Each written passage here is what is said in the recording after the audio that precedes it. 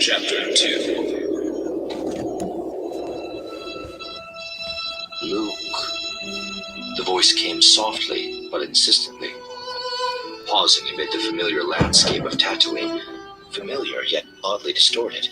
Luke Skywalker turned to look. An equally familiar figure stood there watching him. "Hello, Ben," Luke said, his voice sounding sluggish in his ears. "Been a long time."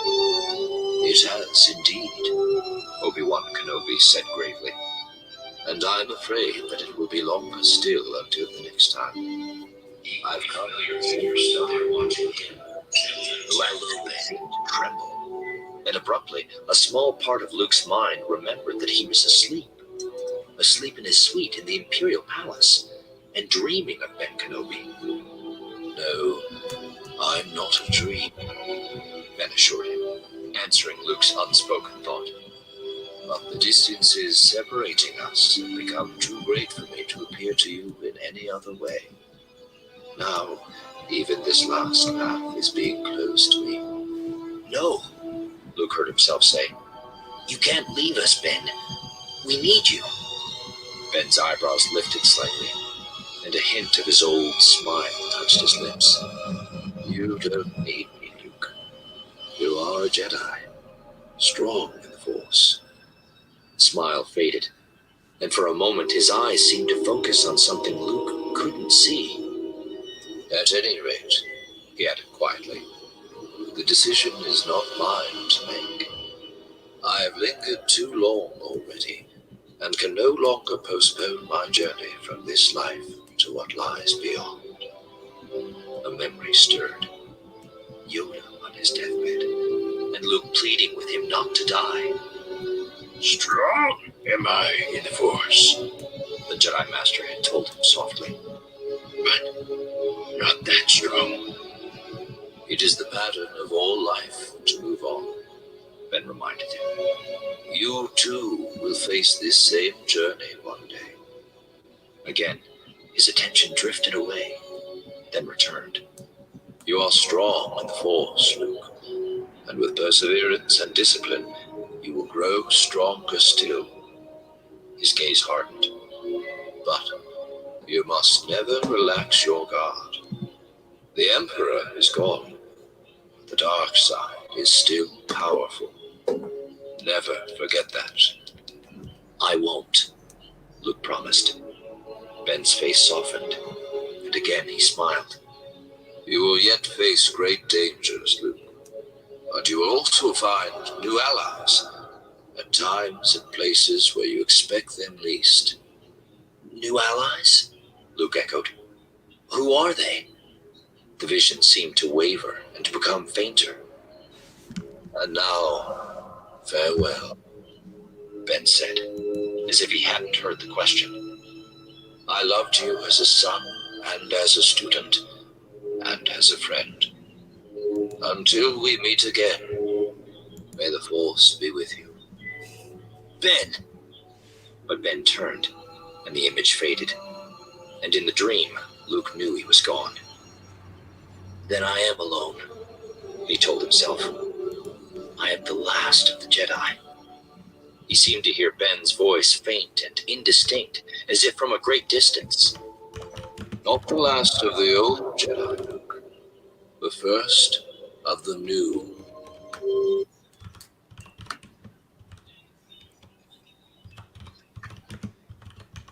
And hello, everyone. Good morning. Welcome to Coffee Chat. And the very most important question of the morning is what is in your mug? What are you drinking? Myself, I have some Folgers, the Nior one. So it's a new brand of Folgers Arabian coffee. So, and my Darth Vader mug, kind of fitting with this Kenobi edition that we're doing today. And I am drinking Maxwell House hazelnut with a little bit of how should we say the half and half going on, and now with my favorite mug. Oh, damn! Thank you. Yep, I finally took the plunge And Thank now I have you. my favorite Legends gal with me every morning, Thank looking you. like the Jedi Master that she is. And it I am smells so honored. Thank sweet. you so much. And you guys, I will, the information for merch will be shared later on. So if you guys want to get t-shirt, your own mug, your travel mug, it's all there. Yes. And so that was a clip of Heir to the Empire, unabridged. I recommend if you don't have time to read, or even if you have the book and you love reading, get the Audible. And what's so interesting about that is that we don't see in the current canon or discanon is that Force ghosts cannot linger long. They don't have the power to linger between the spirit world, I guess you can say, And the and netherworld the of the real Force. life. So he's saying Obi-Wan is saying his goodbye to Luke, and the very pivotal thought that Luke says is that not I'm the last of the Jedi, and he tells him, "No, you're the first of the new." So that gives me chills all the damn time. So we are going to go into some news, but first of all, let's go ahead and have Abu Nas introduce himself. I'm sure he really doesn't need it, but he is the guest, and I'm also bringing someone else on here soon. So Abu Nas, it's all yours. Okay, well, my name is Abu Nas. I have been an OG member, just like OG Star Wars. I have been an OG member of this community, the Phantom Menace, as it was given for 2 years. And my YouTube channel is simply Abu Nas, but the show that I do is called The High Ground, as in reverence to the guest of honor in this live stream right here today. And I do Star Wars, which is my main bread and butter. Star Wars lore and history, and just basically giving my comments about the current state of Disney and other pop culture news, mixed in with other things of my interest. And like I said, I'm here just to how should we say, to keep our fandom alive in the Mhm. ways that we were used to before Disney came in and just screwed up the pooch. So if you can come by my channel, check it out. I am not everybody's cup of tea. I can tell you that right now. But if you like what you see, give a like and subscribe and hit the notification button. Like I said, I try not to disappoint on any level. All right, awesome. So we have everybody still coming in. We have 17 people in the chat. So like, share, let people know this is a morning show. So I understand right now everybody's home. So this is like a quarantina kind of thing. We're in here Oh enjoying each yeah. other company. And so we have Stick Kenobi here. Orange soda it's in my mug. Favorite Kenobi moment is when Kenobi is standing inside the ship, staring at Anakin at the end of episode 3, right before the argument fight. Yes, that gives you chills because he looks up and he tells Padme, liar, and she realizes Kenobi's coming out and he's standing on the platform. Standing So on the walk with a heroic pose like, I yeah, see you now, boy. he's like, we're doing this, we're getting down to business. So that is Probably awesome. shocked Anakin, because he was actually kind of like listening to her to a certain degree. Mhm. And then when she said, "You're going down the road that I can't follow," and now he's getting upset. But the thing that tipped it off, like, I love you, and he said, "Liar." Mhm. And no, What? and she said, "No, stop, come back." And that's when he rose up and he saw Obi-Wan, like, haha, surprise. And she's sitting up there like, "I love you. You love me. Then what the hell is he doing here?" Yeah, where the hell did he come from? Yeah, Yeah. exactly. Yeah. So before we get in fully into the novel here, we are going to bring up some news, which is kind of probably will get everybody's blood boiling or maybe give us a good laugh. And something we do need humor here with what's going on today in our world today. And, Star Wars has always been an escapism for me, somewhere I can get out of this area, out of this world, out of reality, and just enjoy myself. And it's Exactly. always been that way for me since I've seen episode 4 or Star Wars, then later called A New Hope, and then all the way into the prequel trilogy, into the EU as well. So we do have Mark with the C here. So hello, darling. Author Stephen Wilton, Oh David wow, nice. Hudson, Hunter's Wrath. Oh, nice. Um, Working News Podcast. Hello. Hit the like Sparking button. news. Demogeny. Hello, Oh, darling. my How are Dark Council you? members is coming in here. That's nice. Yes. Yes. You guys are amazing. Okay, at OG Star Wars, $5 super chat. You ladies were killing it last night. Thank you. I can't wait. I'm like halfway there to be monetized. Halfway there. Oh, we got to do a big celebration when that happens. Yes, we will. And then OG Star Wars, that was an awesome moment. Yes, it was. So like the Heir to the Empire and this novel here, we're going to go over. This is heavy EU content in here along with the movies. This is pre-Filoni, The Clone Wars. And some of you guys may know I'm not a huge fan of his. However, the Clone Wars does have moments where they're fun to watch and episodes that were fun, but it breaks a lot of continuity. And that's why I'm a big about the history.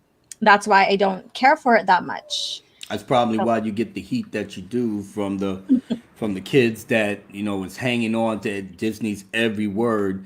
And, dare I say it, they're not prepared when a lady of your caliber, of your knowledge, of your history, of what came before, like Anakin on fire. Wow, that sucks.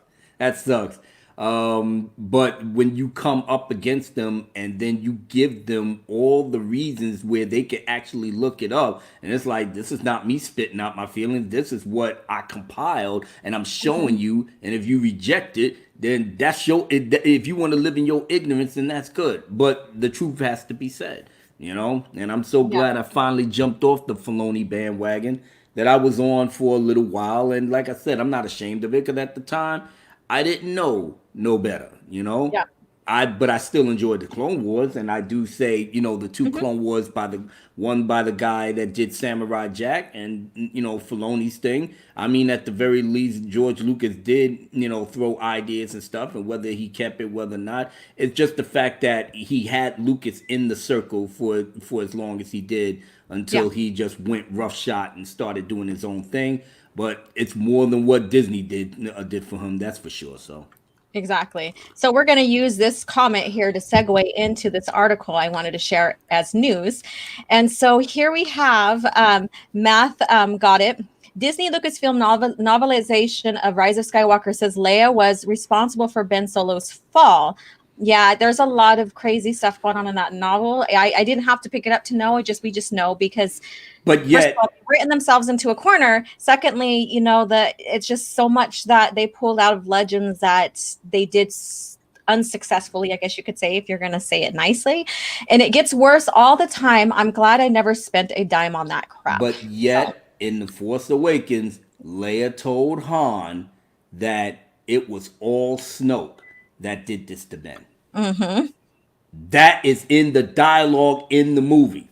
Yeah. That's how you know these people don't even fucking pay attention to what they're doing as they write in the novel.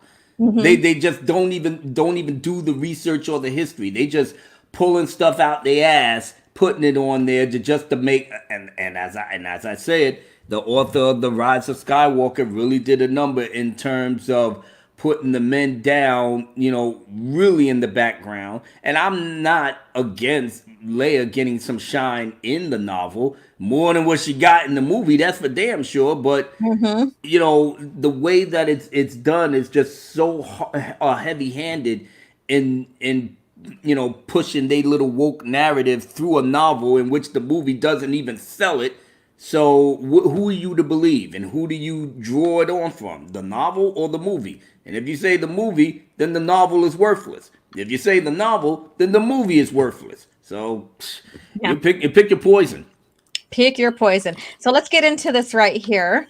Oh, wrong one.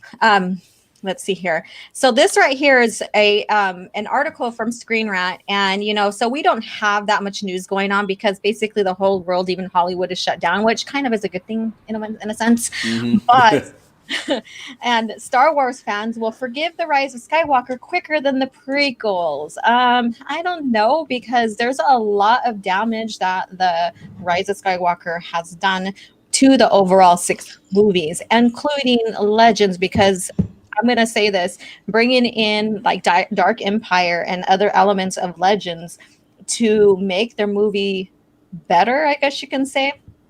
No, so it does more damage than good. So Star Wars, The Rise of Skywalker is likely to not only see its reputation improve over time, but also sooner than that of the Star Wars prequels. And so this right here is a blasphemy right here. She just does not need to be in this image. No, With that that's smug smile on her face. mm-hmm. Yeah, because she's like, I'm the Palpatine that took care of shit. Yeah. Yeah, I don't know. It's just all right. So Star Wars: Rise of Skywalker is likely to enjoy warmer reception than it currently holds in the coming years, especially in comparison to a similar path traveled by the Star Wars prequels. And I have a lot to say about that. And I'm sure you do too, Abu Nas. The release of Rise of Skywalker this past holiday season would result in an exceptionally polarized reception, one that would inversely mirror that of The Last Jedi 2 years earlier. Of course, the Disney era is also hardly the first time the franchise has been less than universally beloved. In fact, The Rise of Skywalker makes a significant comparison point with the Star Wars prequel trilogy of the late 1990s and early 2000s. The trilogy would go through its own bumpy road of being the butt of jokes. It's more than that. It's the ass of Star Wars, Disney Star Wars.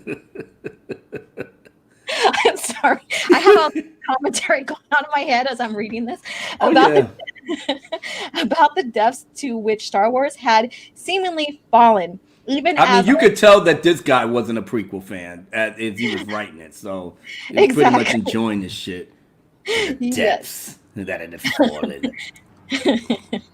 Even as all three constantly filled movie theaters without breaking a sweat. Made a shitload of money without breaking a sweat. Because it's stamped with the name Star Wars. It's already a brand that's been proven itself. That's why. And people were curious to see what's going to happen next. So it's like watching a train wreck for some people. You're just going to, you're going to sit there and watch it no matter what's going on. Mm-hmm. Or you're not going to pay for it and watch it, but I'm not going to, go with that on that. And with Star Wars Episode 3, Revenge of the Sith being comparatively well-liked next to the Star Wars Episode 1, and the Phantom Menace and Star Wars Episode 2, Attack of the Clone. Okay, so we're going to expand on that a little bit more. All right, so we're getting into a segue of them saying how much the Rise of Skywalker or Rise of Palpatine is going to tread along the same path as the prequels with the fans. However, when you go back, like me, for myself, everybody that I knew around me and knew in the greater community loved the prequels. They had some issues here and there with maybe dialogue or something like that, but overall it was well received. However, it was the media that was spinning a lot of crazy crap that people were picking up on. And I've had argument with a person on Twitter about this, and this person was well heated about saying that the prequels, the people hated it, but it was media driven. And that even goes on with Ahmad Best, with his character. It wasn't fan driven, it was media driven. And that's what he revealed to us when he was thinking about, on Twitter, about how he was having suicide tendencies. So yeah, so there's no comparison, because the prequels did not break continuity, did not break history from the OT and from the EU. This does. So while there's a lot of compare and contrast between the prequels and the Disney Star Wars film, there's a lot. And you know what? The prequels tears down the Disney Star Wars. It basically just knocks it down, levels it out. So it's hard to deny that the reception of The Rise of Skywalker hasn't exactly been commemorate with the expectations placed on the glorious conclusion to a non-ology spanning back to the 1970s. A non-ology? I never heard that word before, but all right, we'll roll with it. Yeah, and the only thing I could think of is like between the OT and the PT, we had the EU expanding and growing. And you know what? Us EU fans are the ones that kept Star Wars alive. So even if we were waiting to see something on the big screen, we were enjoying the movies, we were enjoying the comics, we were enjoying the novels. So it was the fans that kept it alive. Even if you didn't see anything, we were there, even getting like the the company's magazines and and chatting online on starwars.com and all that. So however, there's a lot in history of Star Wars as franchise to suggest that the movie's reputation is likely to improve over time. Okay, so a lot of history. What did Kathleen Kennedy say in the past when she was saying that they had a hard time writing these movies? You remember that, Abu? They ain't had no source material. Yeah, so a lot of history. Yeah. Yeah. Yeah, no So history whatsoever. Yet, George Lucas said, I have a treasure trove of the comics, the novels, everything that we put together that Kathleen could take and actually make movies with.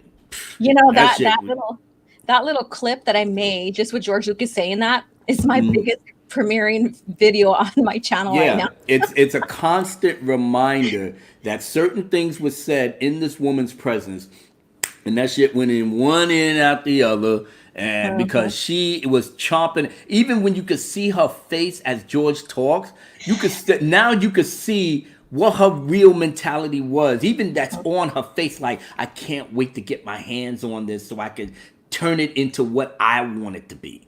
Yeah. Okay, so let's go on. In fact, one need only look at the prequels themselves to see that very sequence of events that's played out before Star Wars. All right, and there's our glorious Qui-Gon. Yes. Awesome. And he is in this novel as well that we're going to review and talk about with Kenobi. One noticeable phenomenon that Star Wars has seen in the revelation of the prequel trilogy, it certainly isn't the first time that the movies that were once subject to a negative or polarized reception have seen their reputations improve years after the fact. With the Stanley Kubrick's The Shining, and The Shining has always been a hit. It is. I mean, to me, yeah. I mean, that's what I got from it, and I've even visited the hotel up there in the actual hotel. Nice. Yeah. So, and John Carpenter's The Thing, and that's another thing. The Thing was pretty good too, as well. So I don't know. This person, I didn't even see who wrote this. Let's see who. Let's go ahead and take note on who wrote this. Probably Scott Mendelson. Nope. Brad Curran. Brad Curran. I never heard of him. Yeah. But we can safely to say he's pretty much on the payroll of Disney. So. Being a notable example, however, the built-in Star Wars franchise, you make it. Okay. The built-in Star Wars fan base. And there's nothing built in with Disney got rid of all the source material they needed. So there's nothing built in other than maybe the movies, but they basically got rid of their foundation, their supporting foundation. They have the foundation. They cracked it right now. The house that was built on that foundation, they demolished. Let me read this last paragraph. Okay. Many contemporary Star Wars fans was first introduced to the franchise as a whole through the prequels. Many contemporary Star Wars fans was first introduced. That means the people that was born in the 90s, more or less. Yeah. And that early love would carrying over as the generation grew up, while many of today's younger Star Wars fans will get their first experience with the franchise through the Disney movies. Yeah, exactly. The expansive nature of the Star Wars canon would also provide a basis for the prequels to be reevaluated due to the popularity of the Clone Wars, which came out in 2008 and subsequently was still going by the time the Disney sale hit. With its more direct ties to the prequels and the involvement of prequel characters like young Obi-Wan Kenobi and Darth Maul. Yes. Okay, let's get that point out the way. That the early love with contemporary Star Wars fans introduced to the franchise as a whole through the prequels. So let's talk about either the millennials or the people that was born in the 90s going forward. Now, 1999, a lot of the Star Wars fans that grew up in the prequels would be either 9 years old, maybe 9 to maybe 12 years old. Mm-hmm. We'll start off there. So now they're hitting puberty. All right. Now their bodies are changing, their ways of thinking are changing, but at the same time, their imagination is open. So this is what they grew up with: the stories of Anakin Skywalker, Obiwan Kenobi, Padme, but the mainstays are R2D2, C3PO because they were front and center still. And you have Chewbacca holding it down, Yoda being the Grand Jedi Master, but then you got Mace Windu and all the Jedis in their heyday. So they know that this was an actual order. So they go through the story, but the story of the Sith that has been pretty much written down in comics and novels through many years before the prequels even was a thing. But the word was out there. The word was out there, and when you hear Darth Bane for the first time, because that's the first time that we hear the name Darth Bane in the novelization of the Phantom Menace, written by Terry Brooks. I had the pleasure of meeting Terry Brooks in person, doing a sign-in for some of his books, and he was promoting the Phantom Menace. And this was at the World Trade Center before it fell, back in '99. And he signed my book. Well, I had him actually signed it for my wife, who I was married at the time.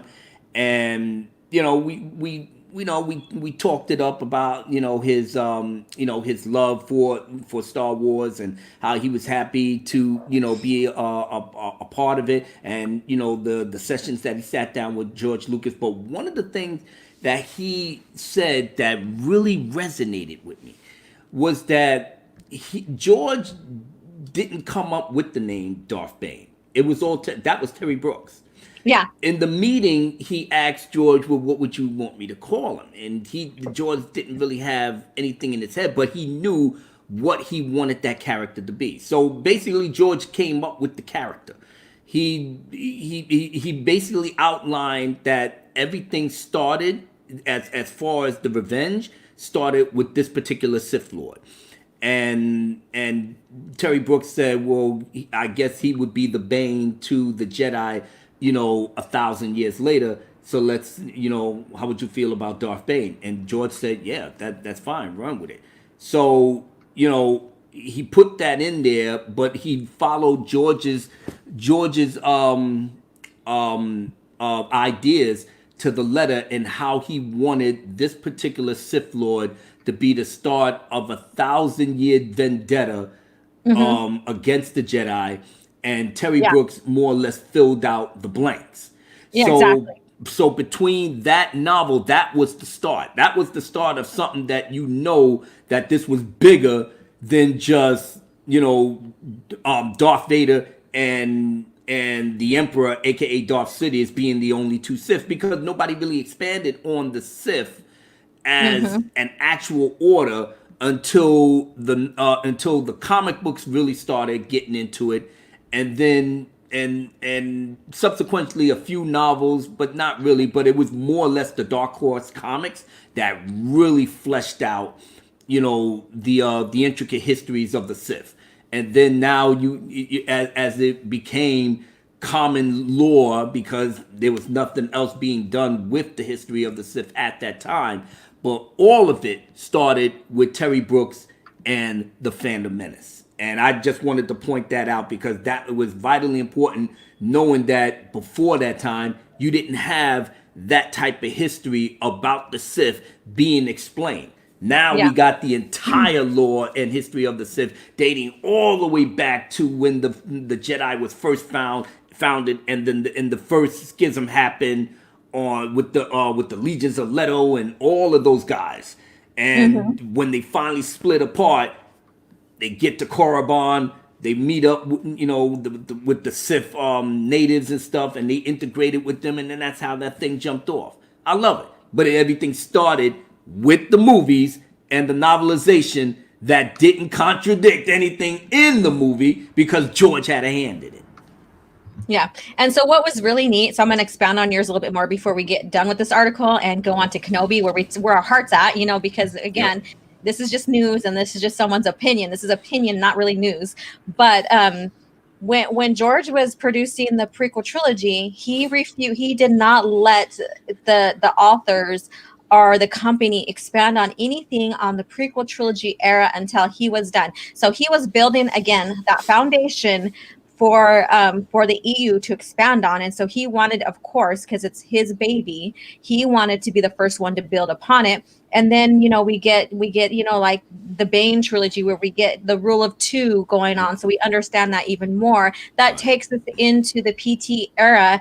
But then again, when we start seeing the empire, the emperor and stuff like that, he starts breaking away from the rule of two, which evolves eventually by Darth Krayt into the one Sith.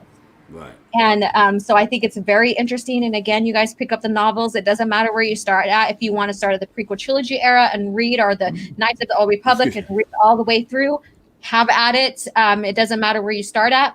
The timeline's there. Just pick up the book, know what comes before and after it, so it makes sense to you, and then go for it. So yeah, so that's a bit interesting bit, whatever. So, however, the Star Wars ring theory also provides an explanation for the prequels revelation, with close examination showing themes and character points of the original trilogy found to echo within the parallel film of the prequel trilogy. That's called continuity. So you said a lot. You have this writer Brad said a lot in this sentence here. So basically, the prequel trilogy kept in continuity with the OT.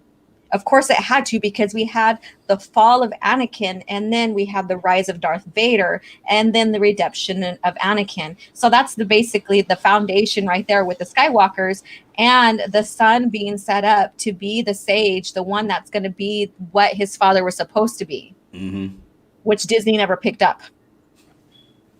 Yeah. As usual. Yeah, these factors combined have surely contributed to the improved reputation of the prequels. If you know the lore and you read the EU and all this, you would know it's doesn't improve it. It was already set there. It was already in the foundation. But it also bears repeating how much of the uphill battle it has been for them to get to that point. On top of it all, the fact that Star Wars fans have looked back on the prequel trilogies with knowledge of the recent trilogy events, some have found greater appreciation for the daring choices George Lucas made, though they may not agree with them all. Okay, so the daring choices. Basically, George knew what he was going to do. He had like an idea in his head, even if he didn't have everything written down, with his writers for the OT, and then himself writing the prequel trilogy. The scripts and stuff. He had that vision. He had the overall idea. We have no one to compare his ideas to, because he is the maker. So when people say, "Oh, well, I hate what George Lucas did. It could have been done better," where is that proof, and who would have done it better? Because no one came before him with this type of movie arcs. So, But the problem is that, and I keep trying to reiterate this fact to everybody that I see and I meet. I'm like, guys, listen, you're not talking to somebody that's adapting, a story for somebody else. This man is the one that created all of this. If anybody has the right to change and do X, Y, and Z, that would be him. If he feels like you need to go back to the EU and change X, Y, and Z because it has to fit on what I'm doing with my story, it's his story. We get to play in his sandbox by his permission, and he gave us leeway to do whatever it was because he knew how much we loved and appreciate the things that he put in the movies. It's still his story. He gets to tell his story however he wants to do it. We either adapt to it. If we don't like it, then we just don't like it. But you don't tell the man, I would have done this better. Yeah, because we loved it so much. It feels like we are a part of this world, and it's natural. It really is natural. But at the end of the day, he has to tell the story in the manner in which he wants this thing to end and how this thing to progress. And I can't try to stress this enough, because as a writer and as somebody who's putting his own story together, if I'm lucky enough for people to like and this, that, whatever, I will be internally grateful, humble, and appreciative. But I still have a story to tell. And whatever ideas that I may get from other people, if I decide to use it, then that's fine. But if not, I have to do it in my own way. But nothing that he does contradicts anything, because if anything, they have to change it in order to not contradict what he puts together. He's pretty much the center of that universe. We are all only supposed to flow in his universal dominance, and just do what we need to do to enhance where he's going, not the other way around. For the Disney people, that's where that thing comes to play. It's already being established by George Lucas how he wanted this thing to go in terms of the prequels. You gotta react and adjust behind that. Disney don't want to do that. Disney wants to make their mark and a stamp over something that was established and put down by either the maker or the people that the maker approved to put the stuff down in. So now they getting mad that we're resisting to something that they shouldn't be doing in the first goddamn place. Exactly. And now we're mad because we're kind of like blown away by your arrogance and your absolute disrespect of what was established before. Like, you trying to make this thing like it don't exist, because what? Disney bought the damn franchise. Now all of a sudden, fuck your, fuck your history, fuck this and fuck that. We bought it, so now it's ours to do what we will. So we starting over from day one, and the only reason we have to put the 6 movies canon is because he had to put that into the fucking contract to buy the damn franchise, to buy the company. Otherwise, they would have retconned all of that. Yes.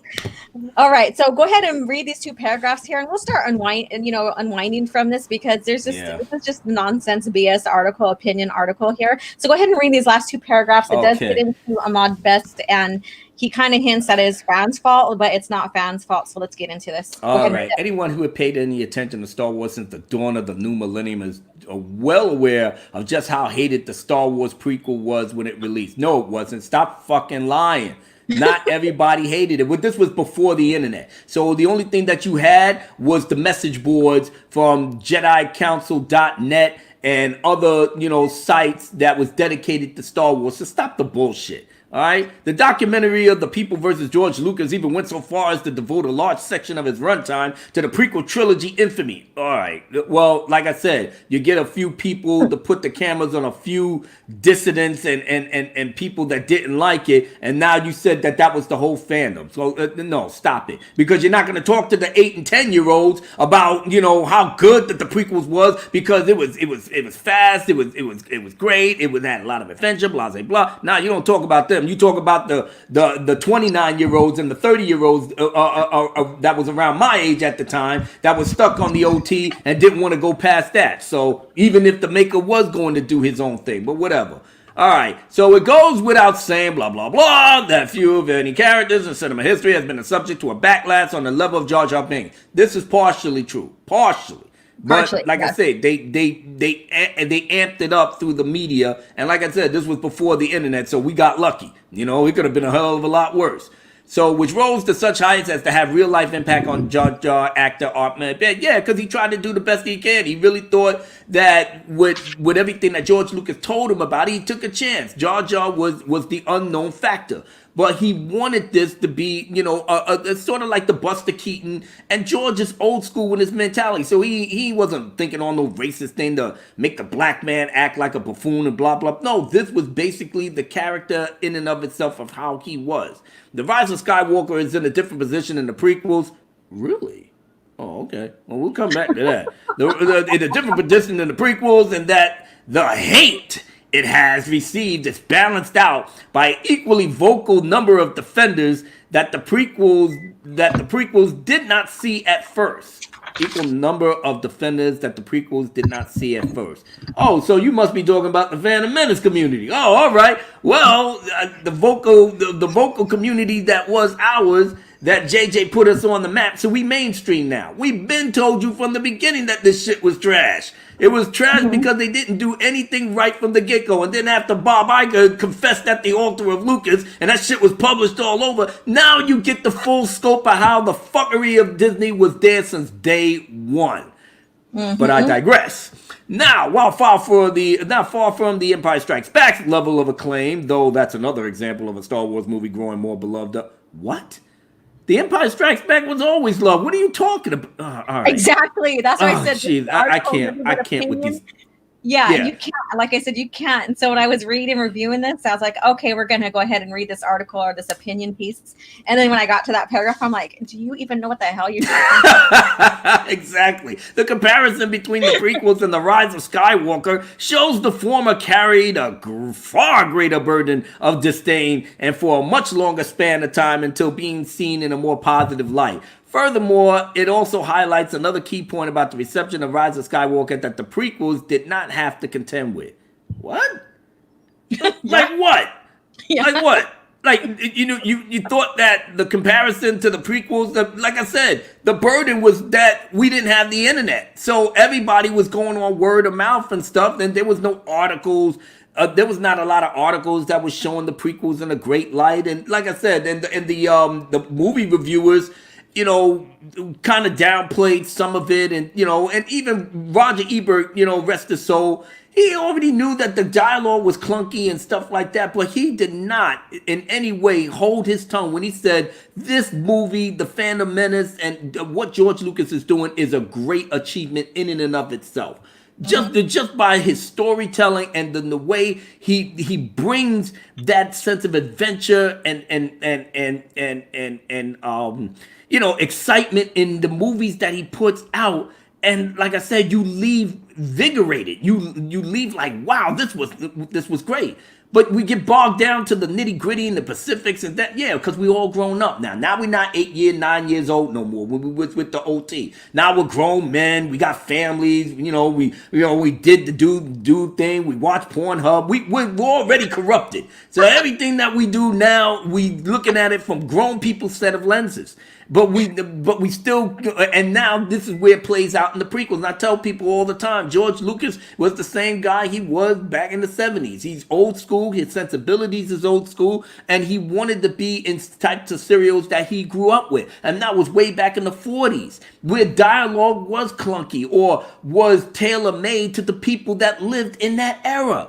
You know what I'm saying? That's why half of the time I don't even get bogged down with the Attack of the Clone dialogue, because now that I know where George is coming from, I can actually appreciate how he stuck to his guns to have people talk the way he wanted them to talk to further his vision, Yes.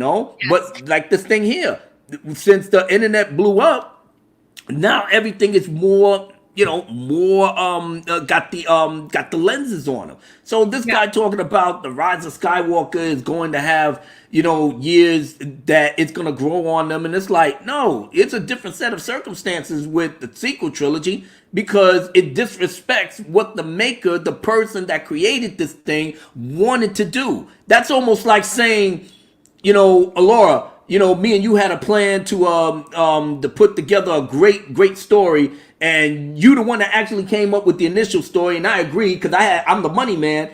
But yeah, let me see what you got, and then we'll put it together. 5 weeks later, I tossed that shit out, used little bits and pieces of your work, gave it to somebody else, and then they made a lot of money. But people already knew that you was, the main head of it. And it's like, well, wait a minute, that's not what Alora put out, because she put out the books first. So what's this? Oh, well, I showed it to Alora, and I agreed with it, but my other people's needed money, so I just took bits and pieces. The fuck are you doing? You're not supposed to do that. That's her story. Exactly. You betrayed people, and people know about this. You a snake. So if everybody knows that you're a snake, it ain't gonna change from this year to fucking 10 years later. They gonna know that you was a snake. You disrespected and you betrayed somebody. That's worse, man. That's like you snitching to the popo. I'm gonna go ahead and name a person that is kind of similar to that, and I'll probably get people pissed off at me for this, but it's Filoni. You Filoni know did what? that. I'm off the bandwagon now. I don't even give a fuck anymore. I Yeah, think he pretty much got his day coming too, because the way he's acting right now with this, with the Ahsoka, I get it. That's his baby, but you're just throwing her around and putting her in the Mandalorian. The mhm. chick wasn't even supposed to live through the original OT. And if She was supposed anything, to die according to George. He wanted her to die in Order 66 because it wouldn't make sense having her around. And I can share like the information about the continuity that was broken, not only with the EU, but also with Revenge of the Sith that yeah, Filoni did. But this is not what this stream is about. So what we're getting at here is like this Brad person who wrote this opinion article, basically, yeah, he's comparing the movies, which is well enough because according to Disney Star Wars, there's no source materials. However, this person does not, it is, to me, doesn't seem like they are versed in the original EU or any type of EU according to Disney or according to Star Wars itself. yeah. So, and then this person is just taking and slicing, with suggestive sentences in there that, some of this downfall, like with Ahmad Best and stuff, was the fans. So basically, this right here is hinting on the fans creating this mess for the PT, which the fans are not only to blame, the ones that didn't like it, but the media is. And the Rise of Skywalker, basically, if you try to even think about it in its own trilogy, there's no coherent storyline in there. There's nothing that holds it together. We have A New Hope 2.0. Then we have this basically Twilight Zone of a third part in the trilogy where everything is flipped over on top of its head. And then we go back to where this person, JJ's trying to correct the mistakes, but trying to make his first movie, The Force Awakens, more coherent and trying to draw from the non-source material to draw EU fans in. And it turns out to be a whole huge mess because there's nothing that is coherent about the trilogy within itself, let alone that trilogy that's supposed to be the ending of the Skywalker saga. And when you think about it, I just recently seen a quote from George, and I'm going to go ahead and say, a quote from George. Basically, Star Wars is its overall saga, not the movies, but Star Wars itself. So that's why I don't like the term of Skywalker saga, or this is the end of the Skywalker saga, because to George and to his company at the time, Star Wars was basically its one saga. No matter what part you read or watched or whatever, it was one coherent history and lore. And that he approved of. Because all those years that the timeline, whenever you read the books and you see the timeline that's there, he didn't make no changes. But he was well aware of that timeline, And like I said, he didn't have no problems with that because he didn't put the prequels together. And then when he put the prequels together, that was to solidify everything that he was going to put together before it, And I digress. I mean, the prequels did get a hit. But that wasn't to say every single person on the fucking planet hated it. I know I didn't hate it. If anything, I loved it more. And there was many other people that's now coming out the woodwork now because Twitter, but they was on the background loving this shit, but they couldn't understand why everybody was hating it. Oh, George Lucas ruined my childhood, blah, blah, blah, blah, blah, he raped me, and George is sitting up here like, what are you talking about? I'm trying to tell a story. I can't even tell my own story no more. And that was the whole thing. And now that when they drove him out, it's like, well, damn, nobody likes my stuff. I tried to do the best that I can, but nobody liked it. Maybe I need to pass it off to somebody else. Maybe they could do a better thing than me. Well, we found out the hard way, George, that was dead wrong. You was the one that should have stayed, and we should have listened to you from the jump. Do we know now that that putting it in charge of anybody else's hands was a recipe for disaster? Thank you, Disney. Yeah, so I'm going to go ahead and address some of these chats here. So we have Alfred. It's hypothetical. Creators should get a certain leeway when they already made a good universe. Everyone will make mistakes. And this, as an artist, we have the right to go back at our work. And I do have my painting right here. So we have a right to go back and say, I think I want to change that last minute.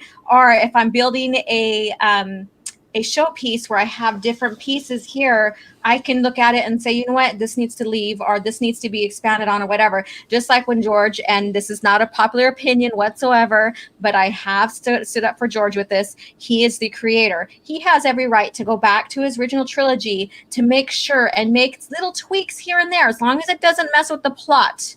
Make tweaks here and there to make it more coherent with the other additions that he brings in. He has that every right as an artist. Many people didn't like it, like Han shot first. I get it. I didn't like Han shooting first. I really didn't. But Yeah. when he gave his, his views on it, I have to respect it. But even then, I'm still human. I don't agree with the maker's decision on that, or his thinking behind it.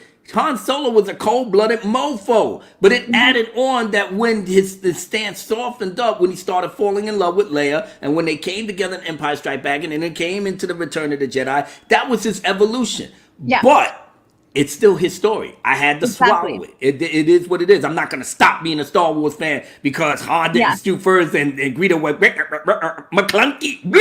And he got blasted away. Right. But everything else that he put together, I could live with. Some people got upset that, why did you put Ian McDermott on there? It should have stayed the original. They said, listen, it was a woman's face superimposed with some chimpanzee, and they put a dude's voice over there. They didn't know what the Emperor was going to look like back in 1980. They had to put something there to be a placeholder. Now that the prequels came and went, wouldn't it make sense to have Darth Sidious be that actual hologram? And you had people bitching over that.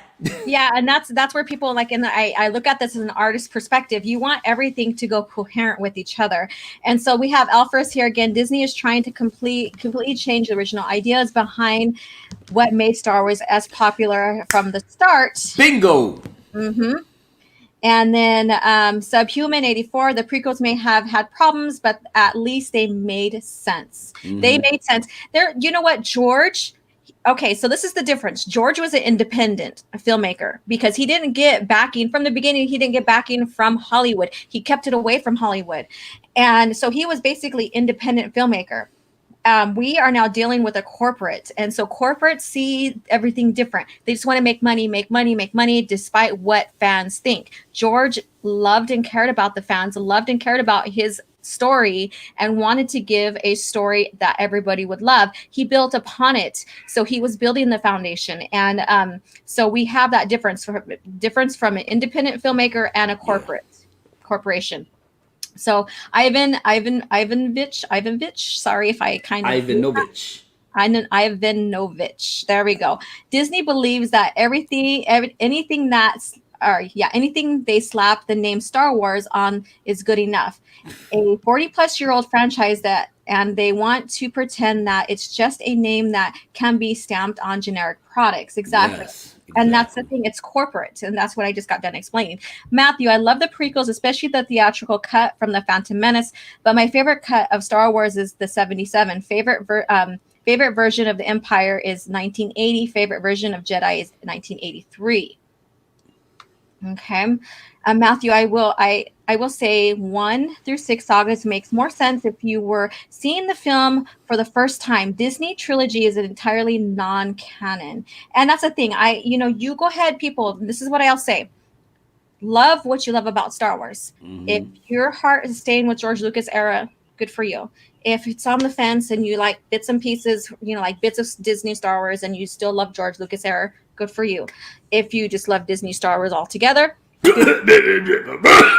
for you. And so enjoy what you like. The thing is that when you look at continuity wise, there's don't deny the mistakes and the unraveling that's going on with Star Wars right now.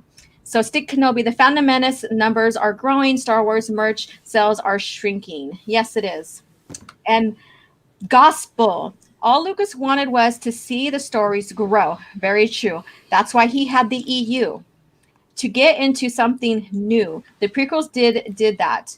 Roundhead Johnson said he wasn't into world building. Neither was JJ. All they did was rehash. Exactly. There was no world building whatsoever. Exactly. And check the boxes. And we've seen that with the High Republic. All their stuff they wanted to check for, wokeness. Will Gentry, the ones that were always, the one thing that always goes through my head when I read articles like that and watch discussions about articles like that. Everyone is so damn wrapped up in their own confirmation bias. And it's basically what we see and stuff. And I try my best to compare and contrast. That's what my channel's about. And give an idea of like, okay, this is what George was basically trying to expound on. And this is how they're interpreting it. And it doesn't go together. It doesn't go together. Yeah.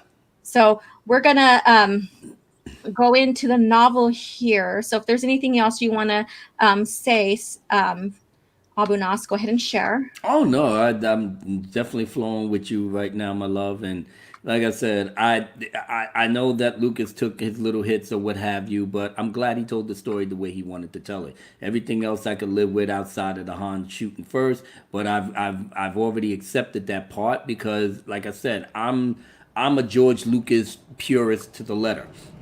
So whatever he says, everything trickles down to what he wants to anybody else that comes up after him or was there while he was still in charge. And it was just as you said, he was an independent filmmaker and he needed backing from the studios to make his movie. Once Star Wars was the mega hit, that shit was over. Now he could finance his own movies and then have the studios just do the distribution, which the more Star Wars became popular, the more that it was out of this world. They was begging at the chomps to just get any little piece of his little pie. Now that he sold the company, now the corporates basically controls the pie, the bakery, and everything else behind it.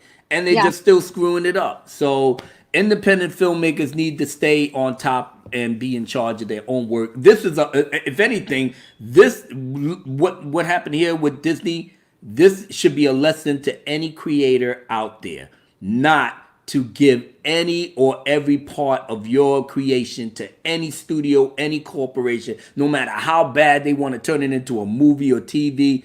You make sure that you retain creative control of every single thing in terms of your property. Other than that, fuck you. I don't need your money like that. I'm taking it and I'm going grassroots, and that's it. Yeah, and so I'm going to address this right here, and then we're going to move on. Matthew, I still cannot respect Han starting out as a good guy who already was on the side of the rebellion in Solo. So I'm going to expand on that. If you haven't read the Han Solo trilogy, Han still has a good guy and a good morale sense about him. He never started out as a thug. In fact, if you read Han Solo trilogy, he wants to find out who his family is. He wants to be a pilot. He wants to do something greater than himself. That's always what Han Solo's been about. And so I encourage you to read the Han Solo trilogy. The original one. Yeah, the original with the Han Solo trilogy. And yes, he still has some because Solo again takes what was in the lore, like the legends, and just basically turns it on its head as well. But we have, him freeing Chewbacca. We have him kind of getting involved with the Rebel Alliance still. I'm not going to tell or make any spoilers. We have him, having basically love interest before Leia. So then it makes sense. If you read the novels, it makes sense to why he's approaching Leia the way he does at first. And so that expands beautifully with the Han Solo we see in A New Hope. And in fact, the Han Solo trilogy goes straight into the Mos Eisley Cantina. Oh, okay. Yes. So there's that. So it's like basically. So this was his adventure. This was his adventure before he met Luke and Obiwan. Yeah. Okay. And it tells about him and Lando. It tells about it also, how we see Han Solo and kind of scared to see Lando in Empire Strikes Back. We understand why in that novel and are in that trilogy. So I recommend picking up that book to understand further what's going on. And it is way better than the movie. And remember, kids, that whole trilogy, as it ended, goes into A New Hope, which doesn't contradict the movie because it follows the flow where it comes into the movie that now George takes over in terms of the storytelling. But the story was made and it was built around the fact that George Lucas had a hand in seeing where they was going to take that character in order for it to be approved. Yeah. And just like Steve says right here, Solo is a good guy at heart. He is just very jaded and cynical. And you'll find out why he's jaded and cynical in the Han Solo trilogy. And then once you get past the OT and his courtship with Princess Leia and all that, you get to see finally he gets to be the father. He doesn't lose his character. He doesn't lose his bad guy mentality, I guess you could say. He doesn't lose any of that. However, he comes respectable. And if you read post Return of the Jedi, then you know why I say respectable. And so that's He's a general. How would you go back to being a? This can't even fucking with Disney. How do you go back to being a smuggler after you reach the pinnacle of of being respected as a man and as yourself? You are the general. You are the general of the alliance. You would have thought that he would have kept his general status and building the new republic and such and so forth. But what if he stepped down? He's already with Princess Leia. So it's not like, he had the baddest chick in the world with him. So why would he just let all that go? And it's like, I want to go back to the dirty, dingy Moss Eisley cantina with all these wretched scum and villainy and just smuggle stuff and risk my freedom and go to jail, even though I was the jail. Who wrote this shit? Oh yeah, JJ and Lawrence Kasdan. No wonder. And so I mean, it just like totally just does the opposite to what we know of him in Legends. So we're gonna go ahead and expand on this. This is the cover. This is an amazing cover. This is my most favorite scene in the Revenge of the Sith. And here's the back right here. He's got the high ground. No, I'm joking. He's on the floater there, the lava platform boat. And so this book right here begins with Luke going, and so this, oh my god, this, okay, so again, I'm nerding out. I love the fact that this has not only the movies that goes back into the movies, but it also has the EU and comics and novelizations. So we have episode 1, we have episode 3, we have episode 1 or 4 through 6. We have the Tatooine Ghost. We have so many. There's the comics. We have the Clone Wars comics, which this is pre-Filoni. You guys, this does not have Filoni stuff in here. And what I mean by that, Darth Maul is still Iridonian Zabrak. And we have Ventress that is still a Ratataka, I guess I think it's the name of it. So she's not a Dathomirian witch. So this is pre-Filoni stuff. And then we also have, I had it all written down here. We also have Tatooine Ghost, like I said. We have Heir to the Empire. I mean, this has so many nuggets that goes back and forth and basically tells not Han Solo's, we were just talking about him, Obi-Wan Kenobi's life. And then it also has Empire Strikes Back because Luke is already at Tatooine. Princess Leia sends him to Tatooine because they're trying to find a way for them to rescue Han. And they have leads on Boba Fett is going to take Han to Jabba the Hutt. And so she asks Luke to go ahead and hide out on Tatooine. So he goes and stays at Obi-Wan's hut, and he's like, I need to find more information on how to train and stuff. And he goes down into the cellar that Obi-Wan had, and he finds a chest. And basically what happened is that before Obi-Wan and Luke leave to Mos Eisley to find passage off of Tatooine, Luke goes out to the speeder, and Obi-Wan's like, I'll be right there, we'll leave. So he goes down into his cellar. He takes the Anakin's lightsaber after Luke is done using it, as we see in the movies, right? And then he takes it, imprints Luke's thumbprints on the chest, along with his Force presence or something like that, if I read it right. So only Luke can open it. He knew that Luke was going to find it. And from there, Luke opens it, and there's a journal. And that journal it wasn't a fluke then. It wasn't a fluke. And then And then so we have him opening that journal, and in that journal, Obi-Wan basically tells a bit of himself. He journals everything about himself, and then also too he has training material in there. He has a information on how to build a lightsaber. And Luke's like, if we're gonna go and approach Jabba the Hutt, I need a lightsaber. And lo and behold, we have the lightsaber. So this book goes back and forth. With Luke, it's right after Empire Strikes Back.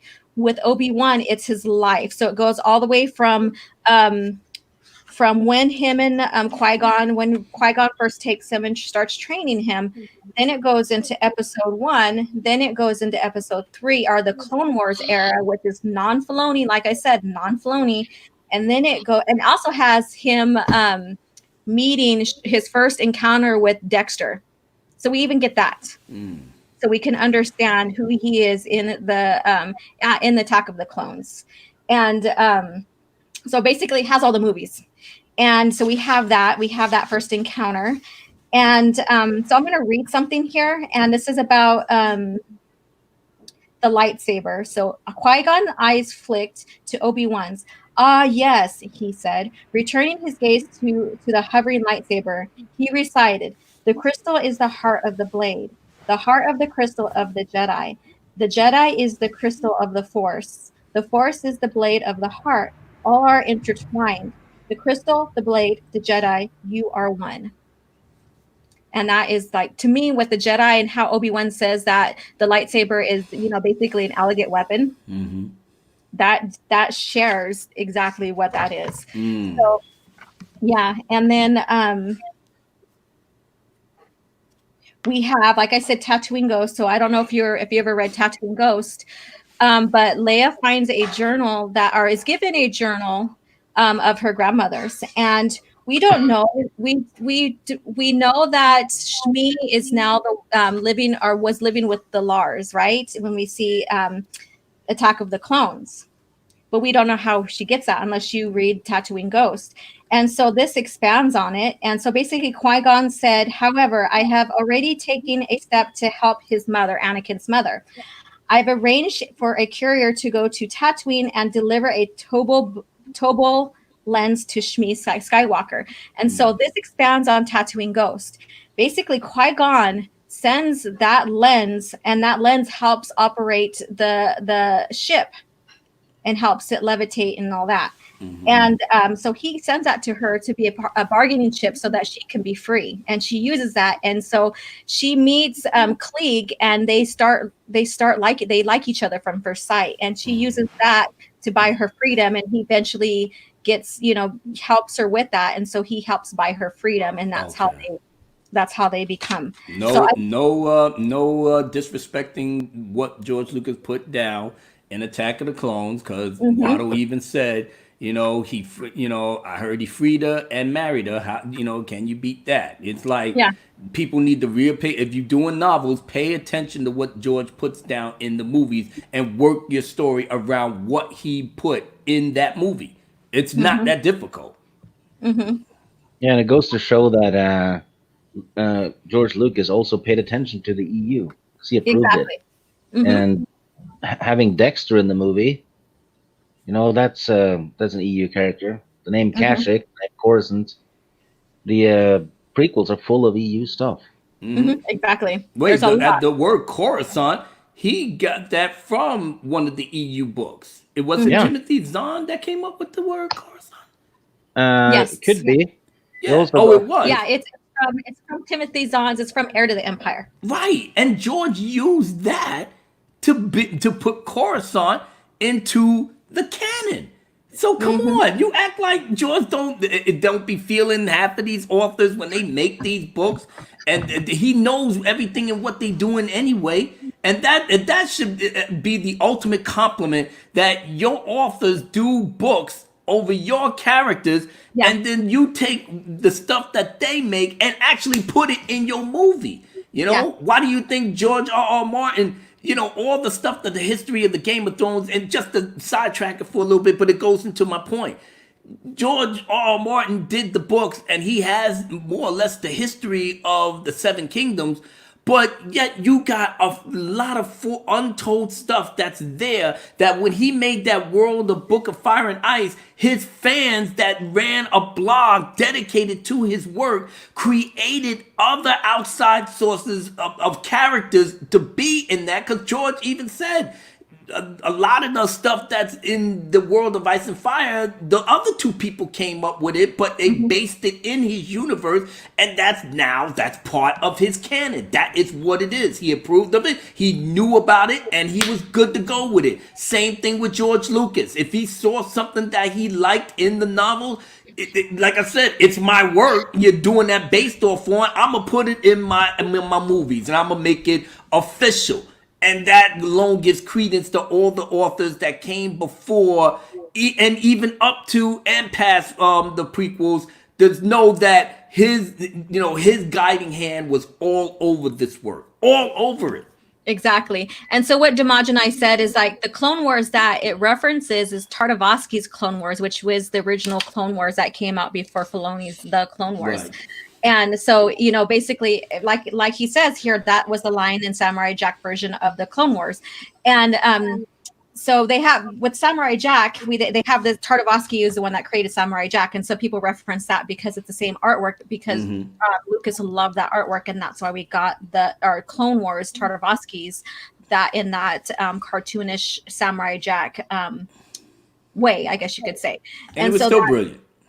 Yeah, and it was really, really brilliant because it didn't break lore whatsoever, and it tied all the way into Revenge of the Sith. Yeah, Revenge of the Sith. So people who are watching, these are some of the information, the continuity that was expanded on with this novel alone and the 6 movies. So we have the Phantom Menace, the Clone Wars Tartakovsky, Clone Wars comics, pre-Filoni, Revenge of the Sith, Attack of the Clone, Dark Lord, Rise of Darth Vader, A New Hope, Empire Strikes Back, Shadows of the Empire, Return of the Jedi, Tatooine Ghost, and Heir to the Empire. Those are the ones I comprise so far.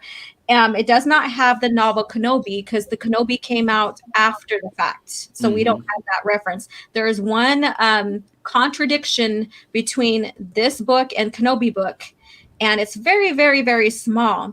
And what it is like in the Kenobi novel, it basically Obi-Wan doesn't know the location.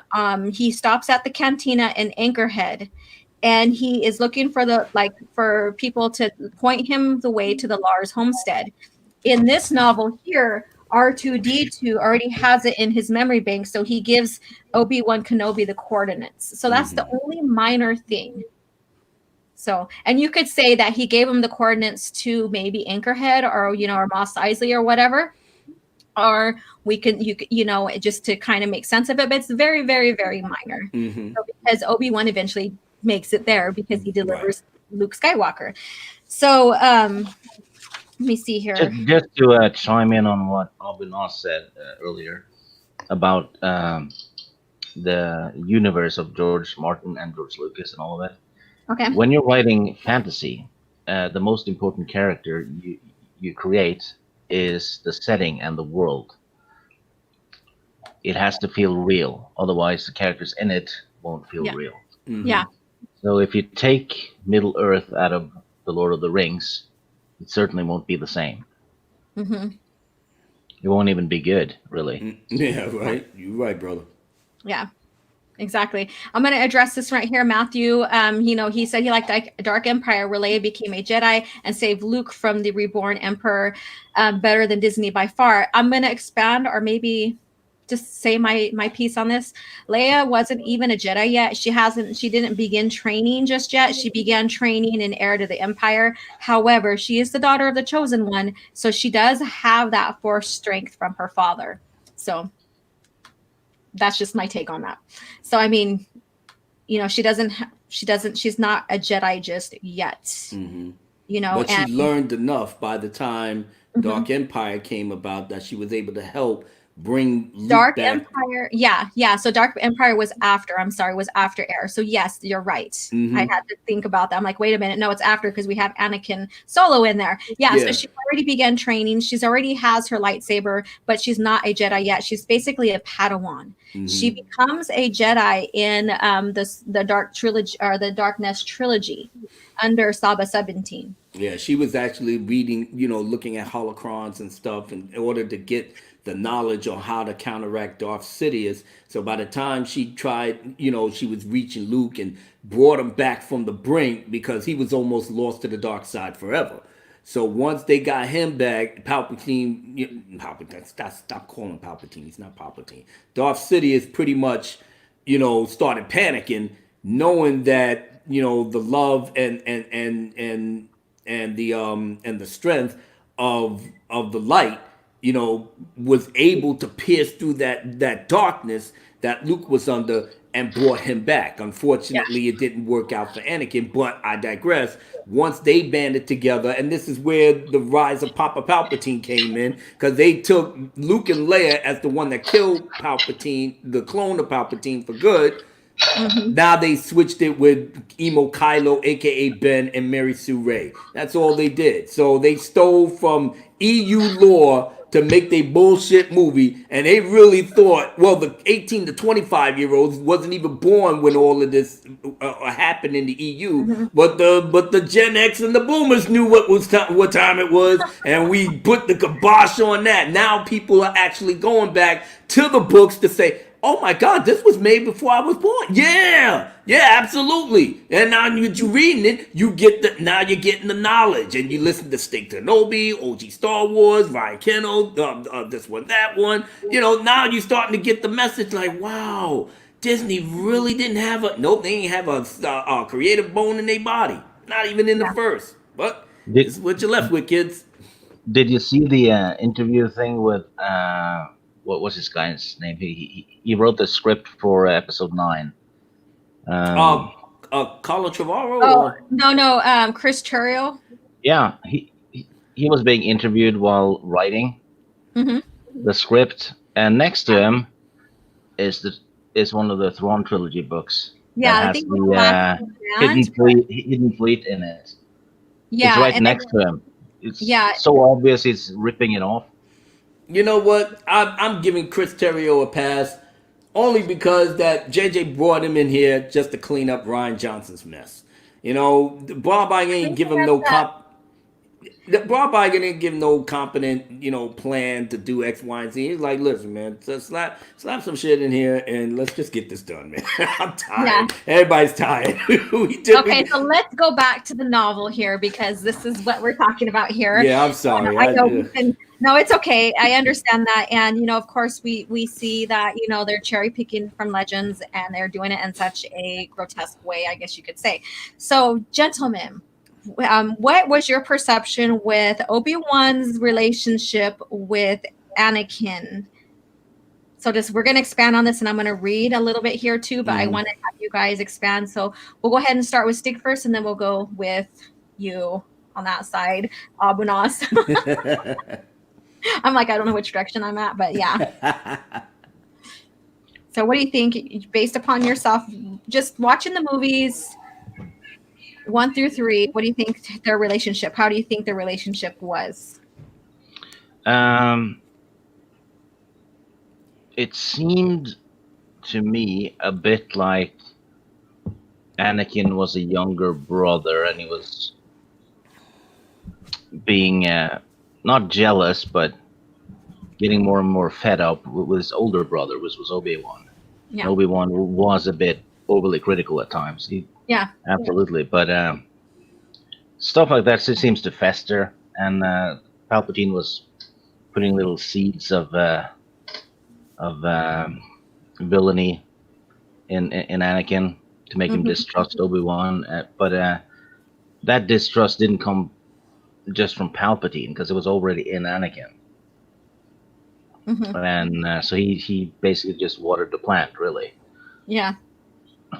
But even at the end, when he goes full on batshit crazy, he basically blames Obi-Wan for everything, right? So yeah, I always thought, mentor older brother was Kenobi and troubled little brother was Anakin. Yeah. Okay. All right. So we have this troubled relationship to where like a big brother's like kind of tired of his little brother's shenanigans, basically. All right. So go ahead and Abu Nas, you share what you think in your own perspective their relationship was. And then I'll read this here and we'll expand a little bit more. Okay. I'm piggybacking on what my brother Stick Kenobi has said. It was a great relationship to a certain extent because as Anakin was growing up, he was already, becoming comfortable that he was a prodigy because everybody else was telling him he was a prodigy. That everybody was telling him that he was, something special, somebody that you had to, be on the lookout for. And when the Clone Wars started raging, his exploits and his skill, in battle and, and being having a good tactical mind, even though he was an apprentice, it kind of put, the thing in his head. He was called the hero with no fear. This was his moniker throughout the Clone Wars. He was known as Anakin Skywalker, the hero with no fear. That meant that he was all about the business, all about, and the Hollow News was giving exploits on what was happening while the Clone Wars was raging. But Anakin Skywalker, the Jedi, the Knight, he was outshining everybody because he was the man in the field. He was the man people saw the exploits. So obviously he gets to a point, even as an apprentice, would be even before the Clone Wars rage, that people was talking about him in that light, that he's the chosen one. That's all he heard. So he progressed, but Obi-Wan was a Jedi through and through. He said he learned from his master Qui-Gon. You have to take care and work this thing slow. Being a Jedi, even when you become a Jedi, it's a hard life. It's a hard life. This is what he told Anakin when he was a boy. This is not an easy thing, and you always got to be prepared. But Anakin was too quick, too fast, and he told Padme, even in Coruscant and on Tatooine, he's like, I'm very appreciative of Obi-Wan being Obi-Wan's apprentice, but I feel like he's holding me back. I'm ready to roll. I'm ready to rock. By the time everything went to shit in Revenge of the Sith.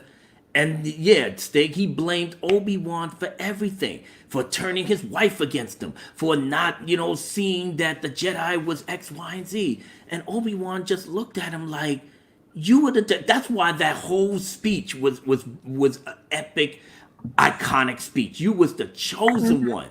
It was said that you would destroy the Sith, not join them, bring balance to the Force. But when Anakin burning in the sand and in his eyes glowing to the Sith yellow, and he told him, "I hate you." Yeah, because now all of a sudden everything that went to shit, I'm burning in the sand, and all you could say is that I was supposed to join him and blah blah blah. And then when Obi-Wan said, "No, Anakin, I loved you." That word love is a powerful thing, and an emotional creature as Anakin is. He knows what love is. He never heard it from Obi-Wan Kenobi until that moment. And if you look at the movie, when he says that, when they cut the Hayden's face, it was almost like in his eyes he was literally shocked because he just got finished telling him he hated him like 10 seconds ago, and as soon as Obi-Wan told him that he loved him, that literally in Anakin's head, and when its facial expression says, "I fucked up. I messed up." And we're going to get to that in this novel towards the end, because I have specific places I'm addressing. That's why I'm asking these questions in the novel, and we will go into that. But I'm going to go ahead and just give you. Can I add something to that? Huh? Can I add something to what Abu Nas said? Okay. All right. The whole thing with Anakin, he's being told all his life that he's special, right? Mm-hmm. Right. And he's basically extremely entitled in Revenge of the Sith because of that. So he's basically a millennial. All right. So I'm going to read this here and then we'll move on. So now, 10 years after Obi-Wan had begun training Anakin Skywalker, he appreciated Qui-Gon as a teacher even more. So this is going to have a little bit of Qui-Gon in here. As stubborn and independent as Qui-Gon had been regarding the Jedi Code, he also had been patient and generous with attributes that Obi-Wan found himself increasingly lacking. Sometimes it seemed difficult to teach Anakin anything. He had recently turned 20, and despite Obi-Wan's training, Anakin still let his emotions, especially fear and anger, get the better of him. And then I'm going to skip forward. And initially, Obi-Wan considered training Anakin as his debt to Qui-Gon. So this is going to really make you guys think. Mm-hmm. However, over the course of time and numerous missions, Obi-Wan came to regard Anakin as something more than his own personal responsibility. So he was just doing it as a responsibility. At first. Qui-Gon. Yeah. Anakin, impossible as he could be, had become Obi-Wan's friend. So he was thinking, I have to honor, and this is just my master who's gone, and he is more of a responsibility than someone I generally want to train, to now becoming a friend and seeing the revelation of his heartbreak at the end of Revenge of the Sith. Yeah. Isn't that typical Kenobi though? Duty first. Mm-hmm. Yep. Did his duty first and then just develops. Yeah. Yep. And as we see, let me see, where is it at? As we see, as the story goes on, we do have interludes in between these chapters that it's basically going back to Luke Skywalker, which again, the time frame is right after Empire Strikes Back. And so he's trying to find out more about the Clone Wars. And Luke is basically disappointed that there's not much about the Clone Wars other than what Obi-Wan shared with the events that affected him. Like his meeting up with Maul affected him. His meeting up with Asajj Ventress affected him. You know, so we have all these bits and pieces and flashbacks into the EU on what was significant in Obi-Wan's life. But Luke was hoping to find more about the Clone Wars other than what he stated in the journal. So I thought that was very interesting. So we have these interludes between these chapters with Luke, thinking and really digesting what Obi-Wan has given him in that journal. So it's a great, like I said, this is a great book to get and read and understand more the relationship with Obi-Wan, his life in short, and his relationship with both of his Skywalker, Padawans, I guess you can say. So it's very interesting, very, very interesting. So let me see here. And then also too in here, people always think, well, when we see Obi-Wan fight Vader in A New Hope, did he just relax on his training? It's not true. He was just old during that time, older. And in the book, it says, it was fortunate for Ben that he had continued his Jedi exercise on Tatooine, that he had not allowed his reflexes to become dull. So he still was training. He wasn't just sitting there doing nothing. He was on Tatooine. He was like Stikes said, he basically had duty. And he was charged with Yoda to continue his training, not only as a Force ghost, but in the Jedi way. So. Nice.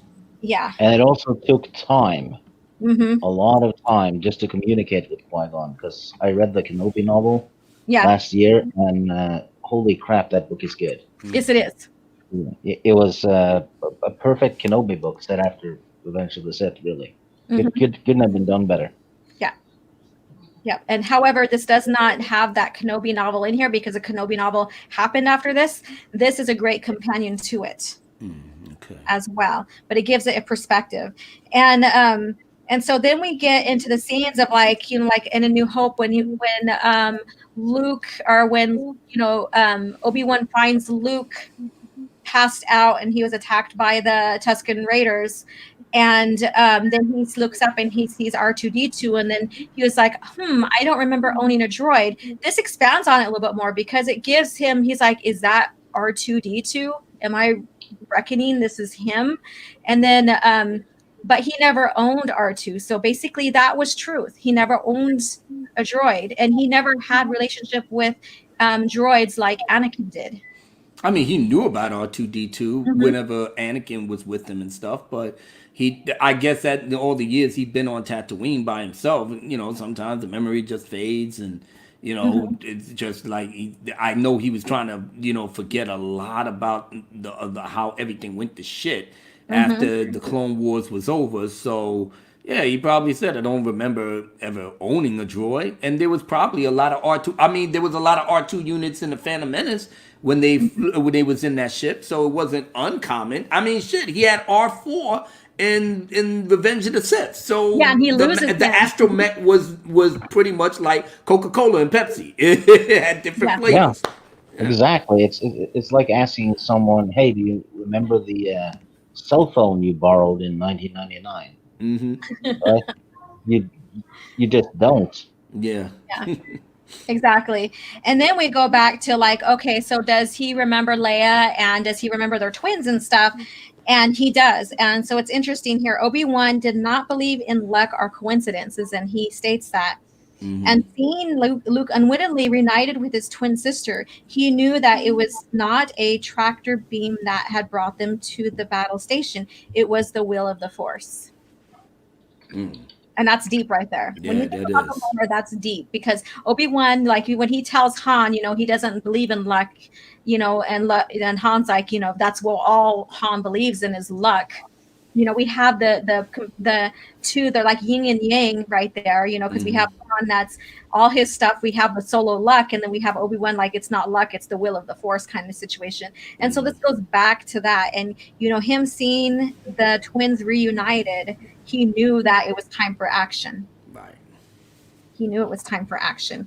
So go ahead. So I want to hear from you guys. Expand a little bit more of what you know and love about Obi-Wan, and then we're gonna go ahead and close with Obi-Wan finding out about the Tusken Raiders being slaughtered by Anakin, and then also his revelation on forgiveness. So this time we'll start with Abu Nas, and so go ahead and share with us what you know and love about Obi-Wan, or what Obi-Wan means to you, I guess, and stuff from the story. Obi-Wan was a Jedi through and through, but he was rigid in his training, and even then, as a Padawan, he was kind of taken aback by Qui-Gon's, really pushing the unifying force.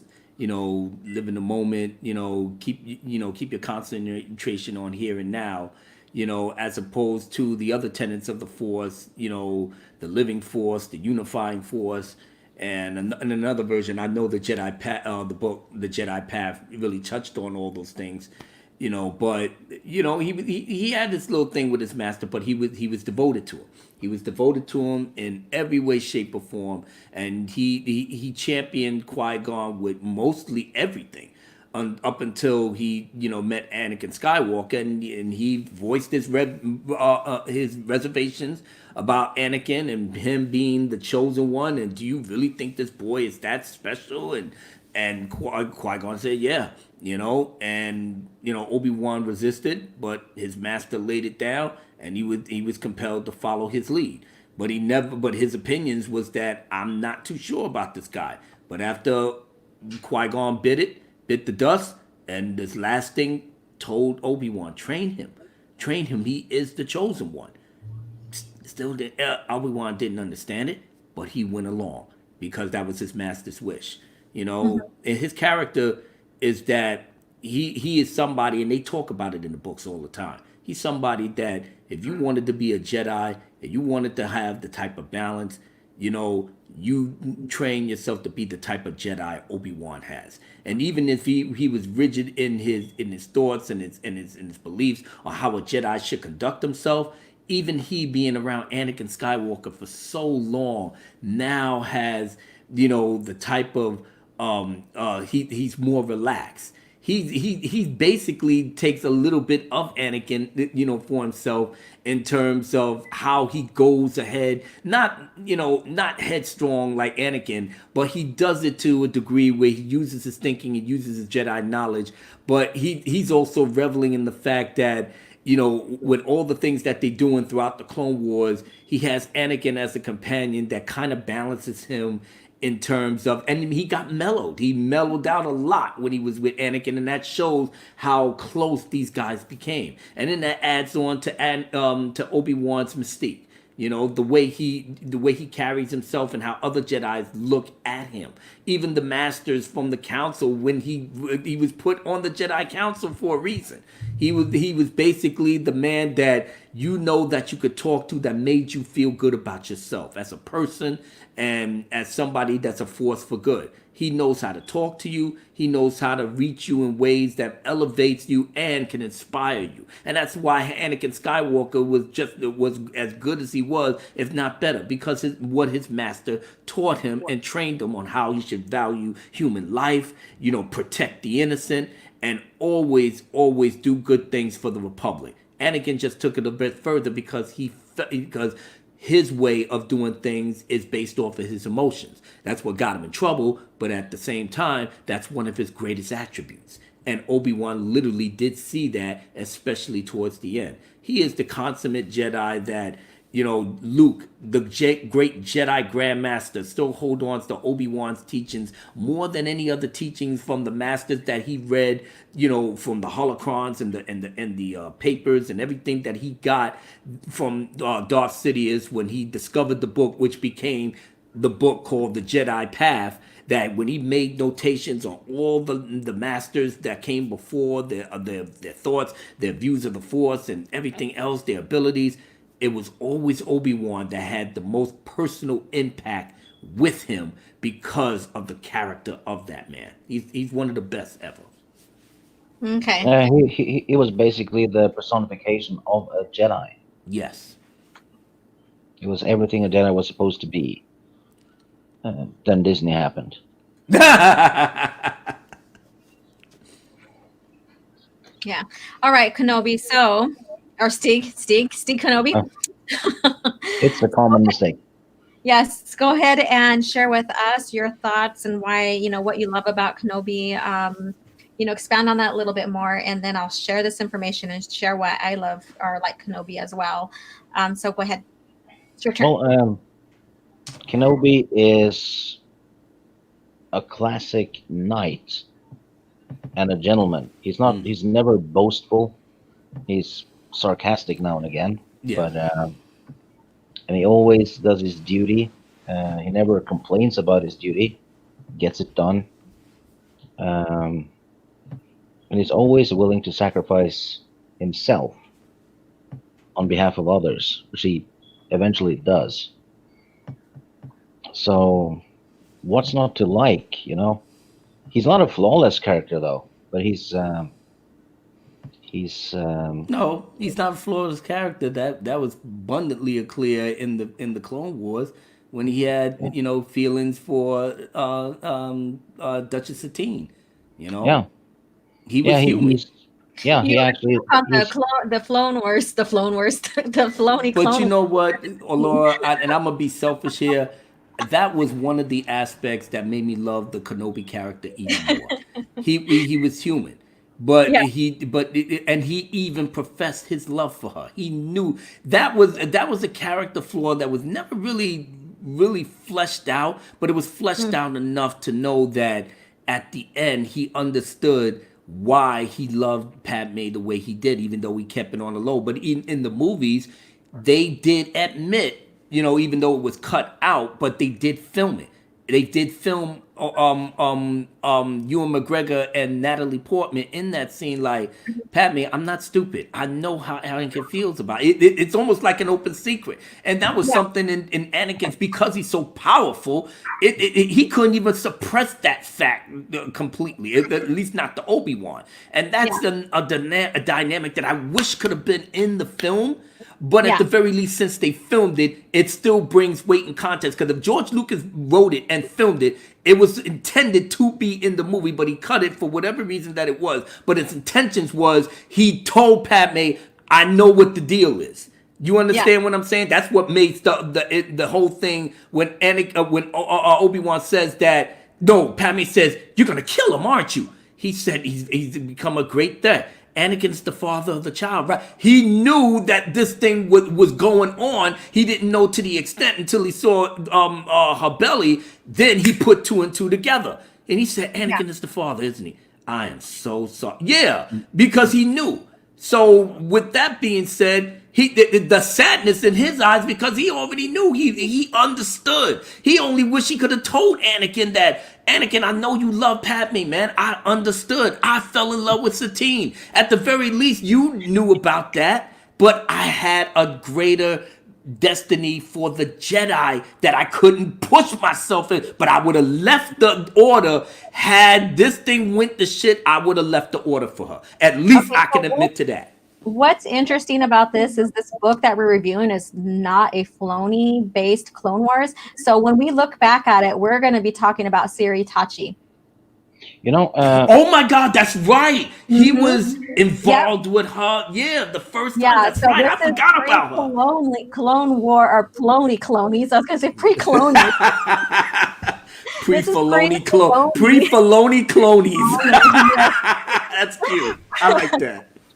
Yeah, so this is pre Satine or whatever her name is. This we would have Siri Tachi, and that was his love interest in. And again, I think she was murdered. She was a Jedi apprentice. She was somebody else's apprentice. They was put together for some sort of mission or whatever. But they grew. But they grew close. Yeah, and so they had a relationship. Okay, go ahead and stick. Disney actually retconned the thing where Kenobi realizes Anakin and Padme have been doing stuff when he sees her belly, right? Yeah. But I mean, that was just my opinion when he looked at her. And that was correct. But Disney just retconned it a couple of weeks ago. With one of the why am I not surprised? Yeah, because Kenobi tells Anakin he knows about him and Padme. Yeah. And I think it was episode 2 or 3 of the new season of the Clone Wars. It's the scene they replaced the sexy Padme poster with. Oh, okay. The nose. Yeah. The nose. Yeah. Yeah. All right. So, Stick, go ahead and continue because I know we kind of cut you off a little bit. So, if there's anything, I'm sorry about that, Steve. No, it's perfectly okay. It's about getting the information out, not about who says it. Yeah. Shit, what was the question again? Okay, so what do you like about Kenobi? Your opinion, your view on it based upon the movies and even the EU. Again, this book is pre-Filoni, so basically what that's outside of Filoni, the Clone Wars. Well, Kenobi is one of those characters that always delivers. And you can pretty much always predict what he's going to do because he's going to follow his duty. And that's good because that means the story has a constant. Like a solid column of that holds everything up. In Revenge of the Sith, though, when he says, Anakin's the father, isn't he? I'm so sorry. That's a dick thing to say. Seriously, that's not a cool thing to say. He probably didn't mean it like that, but not something you say to a pregnant lady, is it? But then, he says this after the fact that he knows that, Anakin is starting to turn to the dark side too as well. So he has weighted emotion behind that. And Padme wasn't even telling him what he wanted to know. Listen, I know you know where he went, but she said, I can't. And that's when she said, you're going to kill him. He's a very great threat. Padme, I love the intimacy in that scene where he looks at her with sadness in his eyes like, Padme, I must find him. And she looked at him like, I can't. But he knew she knew where he was at. He left it alone. That's when he walked away and he turned to her and he said, Anakin, all right, I'm so sorry. Because you know what I got to do. And he left. And then Padme was just left. Fucking Revenge of the Sith is a masterpiece. She looked at him and it's like, oh my God, what am I going to do? Because she knew deep inside in her heart, he had a point. She knew he slaughtered them Tusken Raider kids. So it's not like it's beyond him to be in a rage and he snaps. But she needed to know from the man himself. So that's why she took the trip. Or Obi-Wan had the presence of mind that she knows where he's at. She at some point she's gonna go to him, and then Yoda said, "Use your feelings, Obi-Wan, and find him. You will." And that's right. He snuck on the board of the ship, took her right to him. You know. But you're right, Stig. It was a dick move, but not in the dick move in a way where he was, he was just being a dick. He was generally very sad. Very sad. His choice of words, really. It was Yeah, pretty yeah. much saying, yeah, you're. Oh, I can imagine. Yeah. Yeah, it's like, those kids you're about to have their shit because of Anakin. Mm-hmm. You know? Yeah. Yeah. Yeah. So you have anything else you want to add, Steve? No. No. Okay. So basically, with Obi-Wan Kenobi, I agree that he was the classic knight and that I loved his humor. I loved sometimes it was even dry humor, but I loved it. It all goes back to him being the classic Jedi of like no emotions and stuff like that. But also too, his relationship with Siri Tachi and how that evolved and how he remained strict to the Jedi code almost to a fault as well, to where he even leaves Anakin burning on Mustafar. And because he's like, if I would be basically he could go dark. Basically what he says in this novel is if he would have went ahead and just killed Anakin, like done away with his life, then he could possibly go to the dark side. So that's why he didn't do it. He just left him burning, thinking that, he left them there to die or that he's dead. Or he just left him to his fate. Yes, exactly. Actually, that makes perfect sense because the state of mind he must have been in during that fight, that's an El Dorado for dark side turning, right? Mm-hmm. Well, it was all negativity. Yeah. Yeah. And so he did that. And so what's interesting is that this also has the comics to where he fights Sharad Het on Tatooine after he's on exile to Tatooine. And what's crazy about that, and I was talking to Stig about this, is that Obi-Wan left 2 Sith to the universe. He left Anakin to evolve, to continue to evolve into Darth Vader, because he didn't off him or he didn't finish him off. Right. And he also left Sharad Het because he didn't kill him in their duel. He let him go. Mm-hmm. And then later on in Legacy of our Legacy, we have him as Darth Krayt. Yeah. So to be fair about about both of them, he did think Anakin was as good as dead. Yeah, I know that, and we'll go into the novel here. And Asherod Het shouldn't have been a Sith in that period because they already had 2. Yeah, they had 2. And he basically, when we see him evolve and in Legacy, he creates the 1 Sith. And so there's a time period where he goes into a hibernation type thing. And so that's why he lives as long. And so we won't go into that part of the lore as well.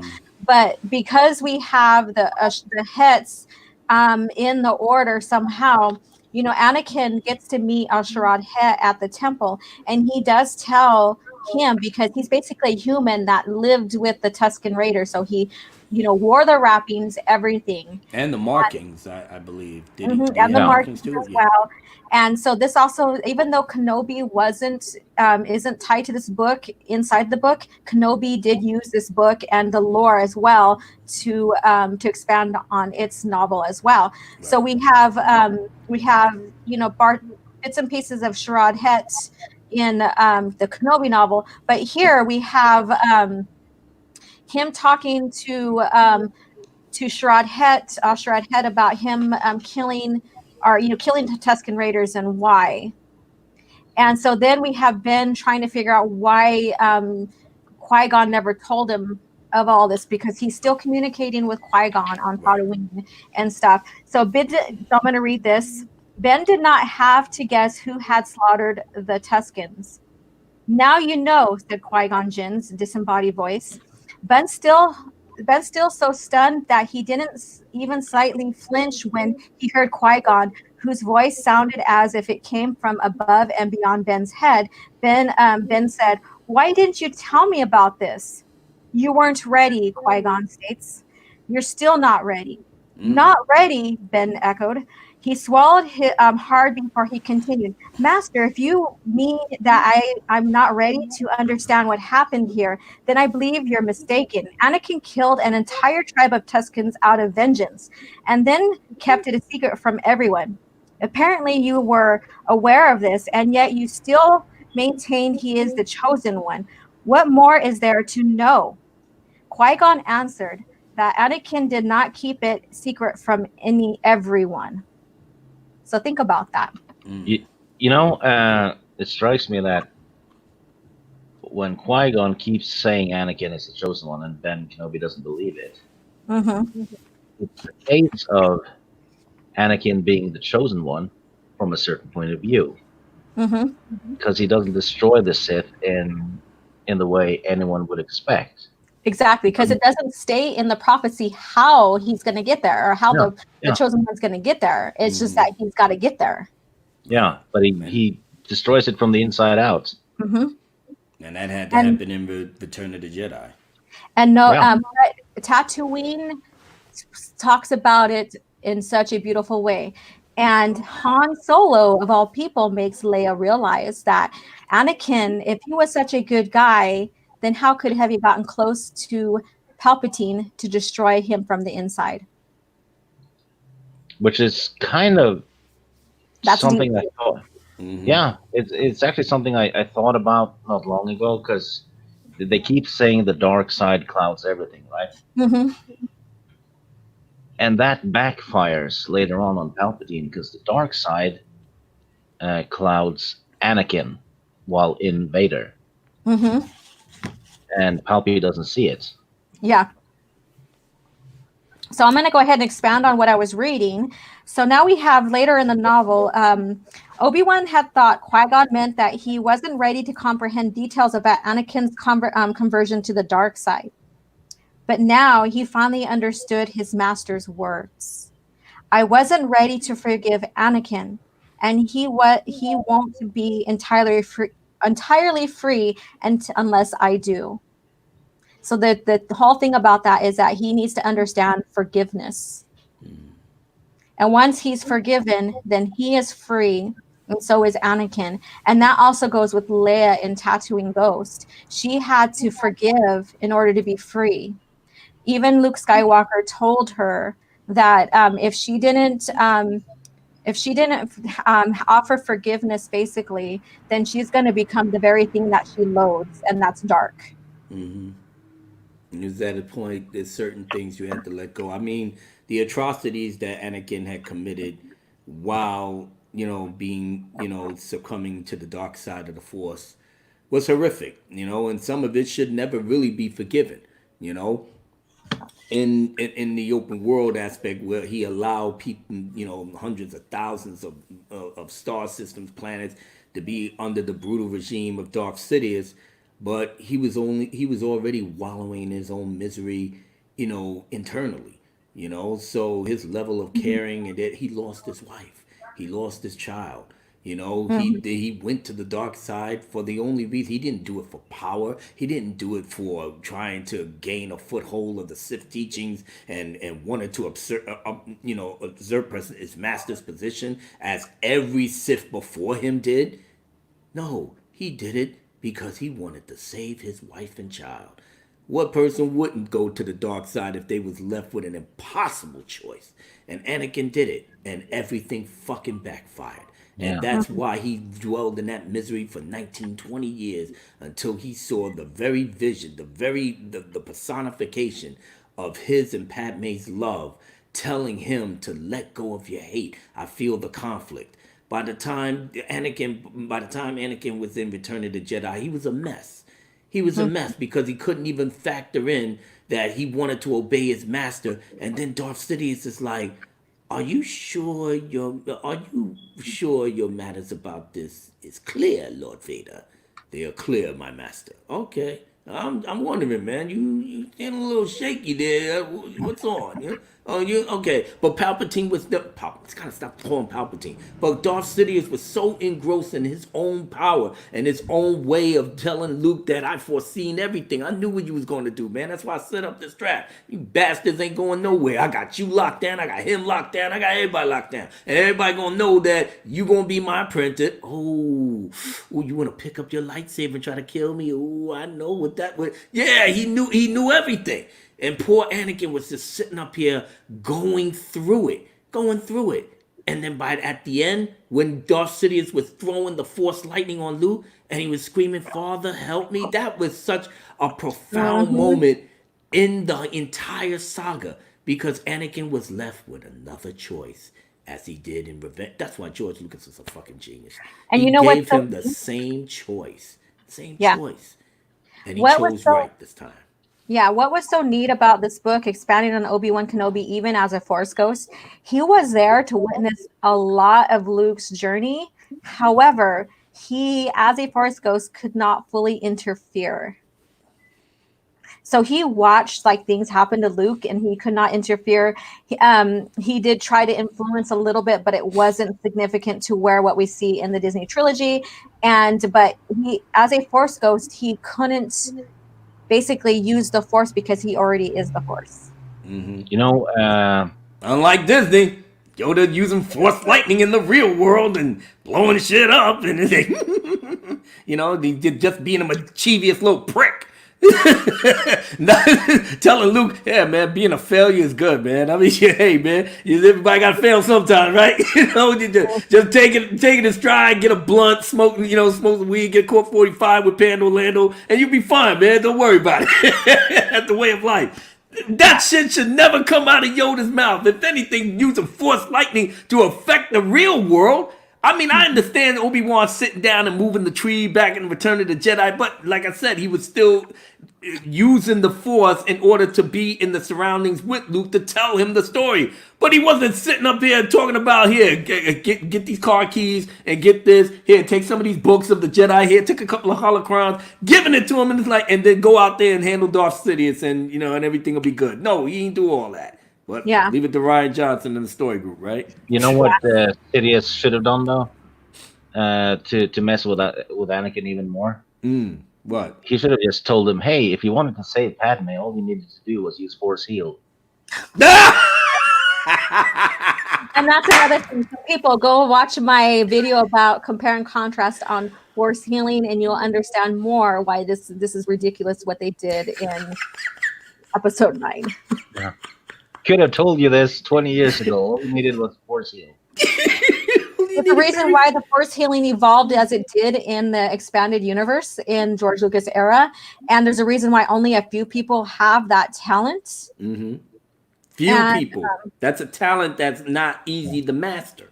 No, not everybody's born with the same Force talents, and a great example is Corran Horn, because he couldn't do telekinesis, and so he didn't have that talent, but he still became a Jedi Master. Yeah, people just thought it was common because they had it in the video games as a game mechanic, so it didn't die all the time. Yeah, so you had like the Force heal in the KOTOR games and the it's fine. I mean, but you was trained to be a healer at the very least. When I played Star Wars: The Old Republic, the MMORPG, there's classes. The Jedi Sentinel is your tank. The Jedi Marauder is your DPS, and your Jedi Counselor is your healer. So I was a healer. So I learned special abilities to that, which basically is your training. You're training to use the specific abilities to use in order to heal people. It's not that difficult. Mary Sue Ray just came out the gate and just like, listen, I'm throwing source lightning, I'm healing people. You know what I'm saying? I'm using the Force to snatch things from the physical to the material realm. I can do it all. And Leia was supposed to be the one to train me, but that bitch didn't even get full training from Luke. So where's it all coming from? It's coming from the mind of J.J. Abrams and Lawrence Kasdan. We got to rush this shit to the finish, get this money, and get the hell out of Dodge. Why not just swing the Falcon below Starkiller Base, pick up Han Solo, and Force heal him after 7? Yeah, I know his body would have been broken and everything, but shit, Mary Sue Ray could do it. Just get, yeah, bring her in and do the magic. Yeah, He's everybody in could be happy, space. man. He's in space, so he's basically on ice. That's okay. The Death Star blew up, and they got chunks and pieces on it on the planet. Shit, hey, anything's possible with Disney Star Wars. Yeah, Just yeah. I'm actually expecting Dooku's floating head to make an appearance soon.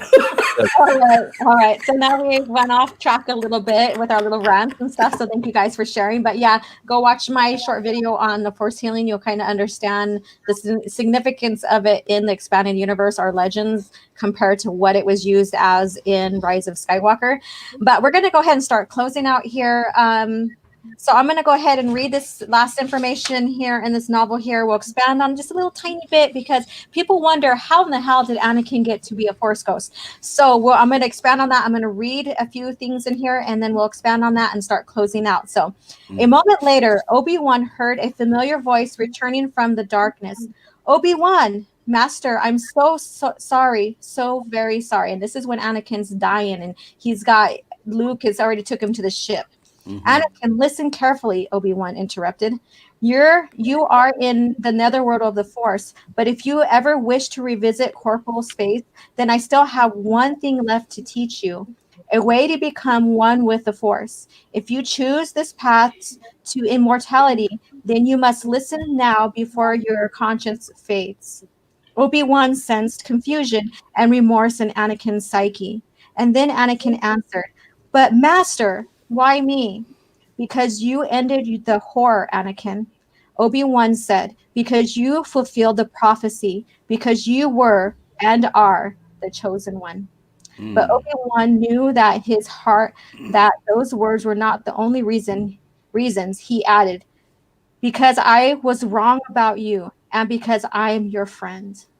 Oh, that's beautiful. And then so I'm going to go ahead and read this last part here. And this goes into the scene of Return of the Jedi at the end. Shortly after Luke arrived, he looked away from his jubilant friends to see the spectral, luminescent forms of Obi-Wan and Yoda appear nearby, against the darkness of the forest canopy. A moment later, a third spirit appeared beside the others. It was Anakin Skywalker, and the Jedi had returned. That's wonderful. That was beautiful. There's one thing I don't get about that one though, because Anakin's body doesn't disappear. Actually, it does. So what Luke burns, by the time he gets him onto the ship and down to Endor Moon, what he burns is basically the suit, not Anakin. Oh, okay. Yeah, because when he starts dying, I guess you can say, that's when Obi-Wan says, "I have one more thing to train you." Give you. So he was suited for firewood. Yeah. Which in and of itself, the burning of Anakin's suit, I always thought it was the body, but at the same time, it can go either way because he could either still have the body there, but then it disappears as it was burning, or before. It can go either way, and it's good up to the interpretation. But the main basis of why it happened, that he was able to return back to the as a Force ghost, is still sound. I mean, he is the chosen one. He wasn't born from the normal conception process that man and women get together and they procreate. No, he was basically conceived by the Force as a direct, counter, as a counter to Darth Plagueis' blasphemy in terms of how he was manipulating the midichlorians. So the Force struck back.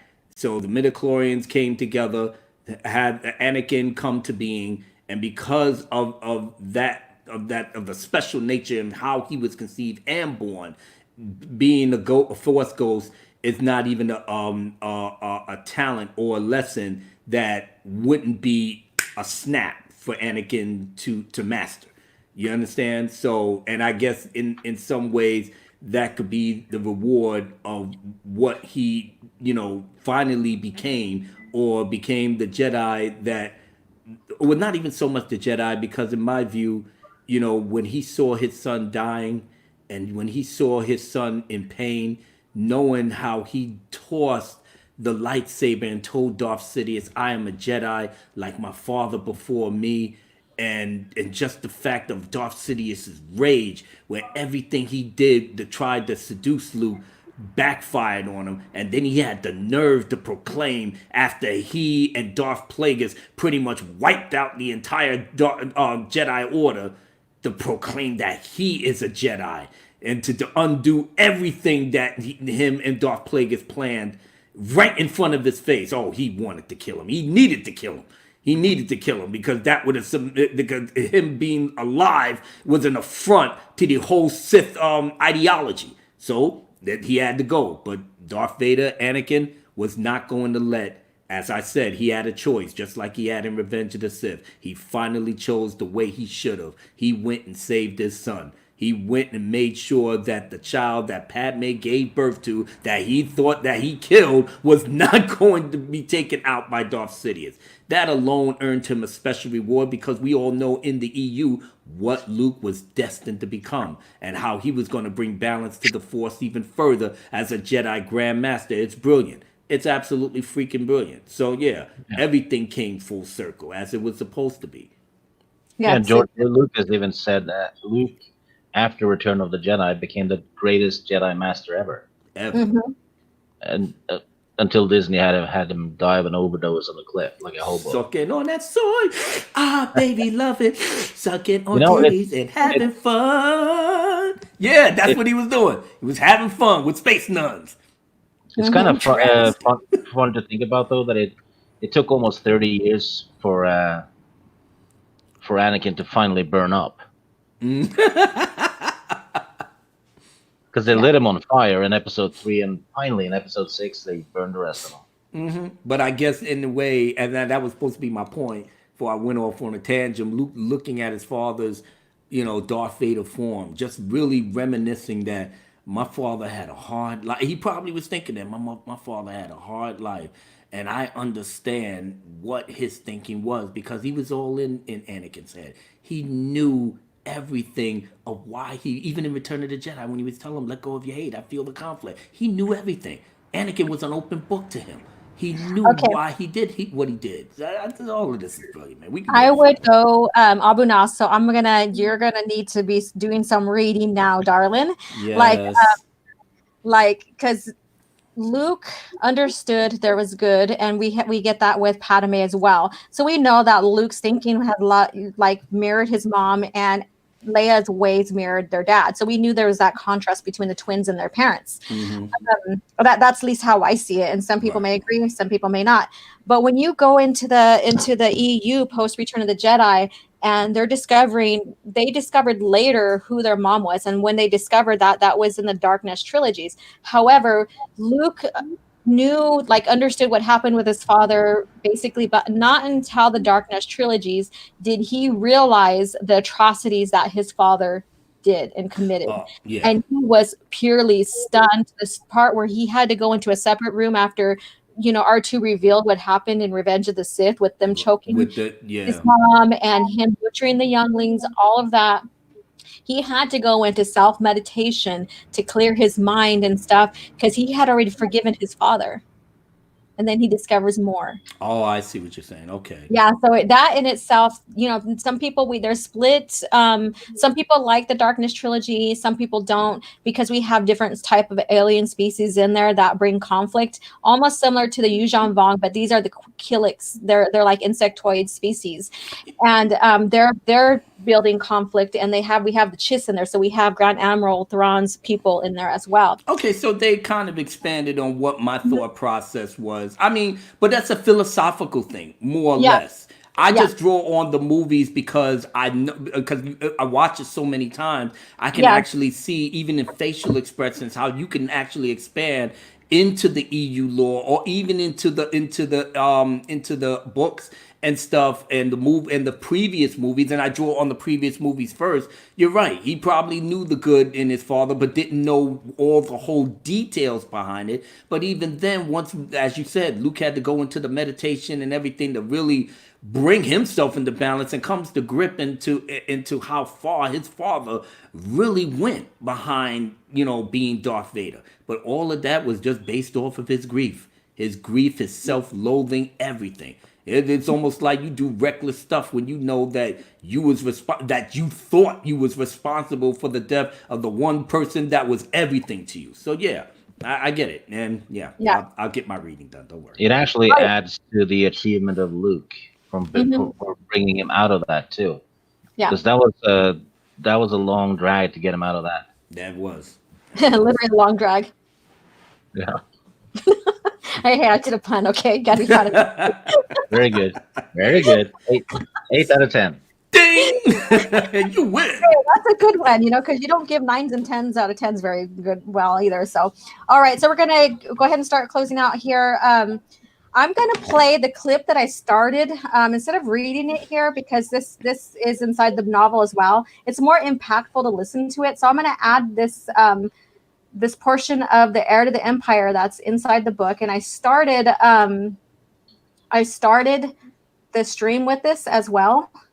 So we're going to listen to it one more time, and then we'll expand on that just a little tiny bit. Whoops. And close out and share our channels and whatnot. So enjoy. Chapter 2. Luke. The voice came softly but insistently. Pausing in the familiar landscape of Tatooine, familiar yet oddly distorted, Luke Skywalker turned to look. An equally familiar figure stood there watching him. "Hello, Ben," Luke said, his voice sounding sluggish in his ears. "Been a long time." "It has indeed," Obiwan Kenobi said gravely. "And I'm afraid that it will be longer still until the next time. I've come to say goodbye." The landscape seemed to tremble, and abruptly, a small part of Luke's mind remembered that he was asleep. Asleep in his suite in the Imperial Palace, and dreaming of Ben Kenobi. "No, I'm not a dream," Ben assured him, answering Luke's unspoken thought. "But the distances separating us have become too great for me to appear to you in any other way. Now, even this last path is being closed to me." "No," Luke heard himself say. "You can't leave us, Ben. We need you." Ben's eyebrows lifted slightly, and a hint of his old smile touched his lips. "You don't need me, Luke. You are a Jedi, strong in the Force." The smile faded, and for a moment his eyes seemed to focus on something Luke couldn't see. "At any rate," he added quietly, "the decision is not mine to make. I've lingered too long already, and can no longer postpone my journey from this life to what lies beyond." A memory stirred. Yoda on his deathbed, and Luke pleading with him not to die.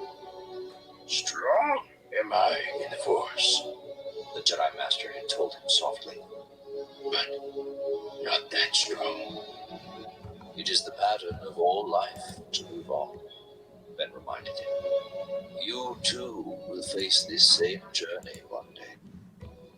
Again, his attention drifted away, then returned. "You are strong in the Force, Luke, and with perseverance and discipline, you will grow stronger still." His gaze hardened. "But you must never relax your guard. The Emperor is gone. The dark side is still powerful. Never forget that." "I won't," Luke promised.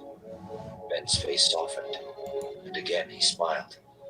"You will yet face great dangers, Luke, but you will also find new allies at times and places where you expect them least." "New allies?" Luke echoed. "Who are they?" The vision seemed to waver and to become fainter. And now, farewell, Ben said, as if he hadn't heard the question. I loved you as a son, and as a student, and as a friend. Until we meet again, may the Force be with you. Ben! But Ben turned, and the image faded. And in the dream, Luke knew he was gone. Then I am alone, he told himself. I am the last of the Jedi.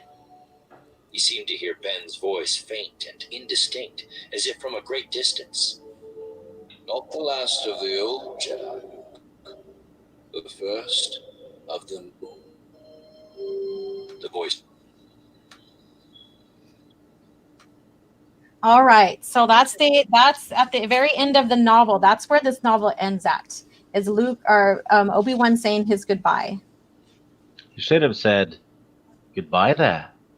Goodbye there.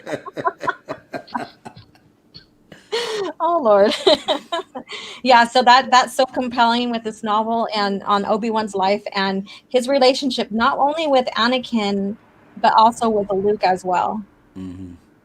And all the major events that affected Obi-Wan's life basically is put in here.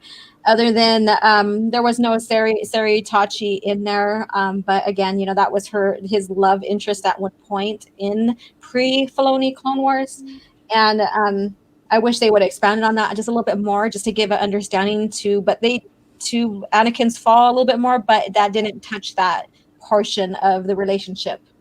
So. The Ben's goodbye is actually some very good foreshadowing for Mara Jade. Exactly. If you haven't caught that onto that, Abu Nas basically says you're going to have allies from unexpected sources or places. Oh, okay, now I get it. Mm-hmm. Mm-hmm. Yeah. And so that's Talon Card, that's Mara Jade, because she was the Emperor's hand. And as we see, Force Ghosts can't really interfere too much, and they can't really say, hey, this is what's going to happen.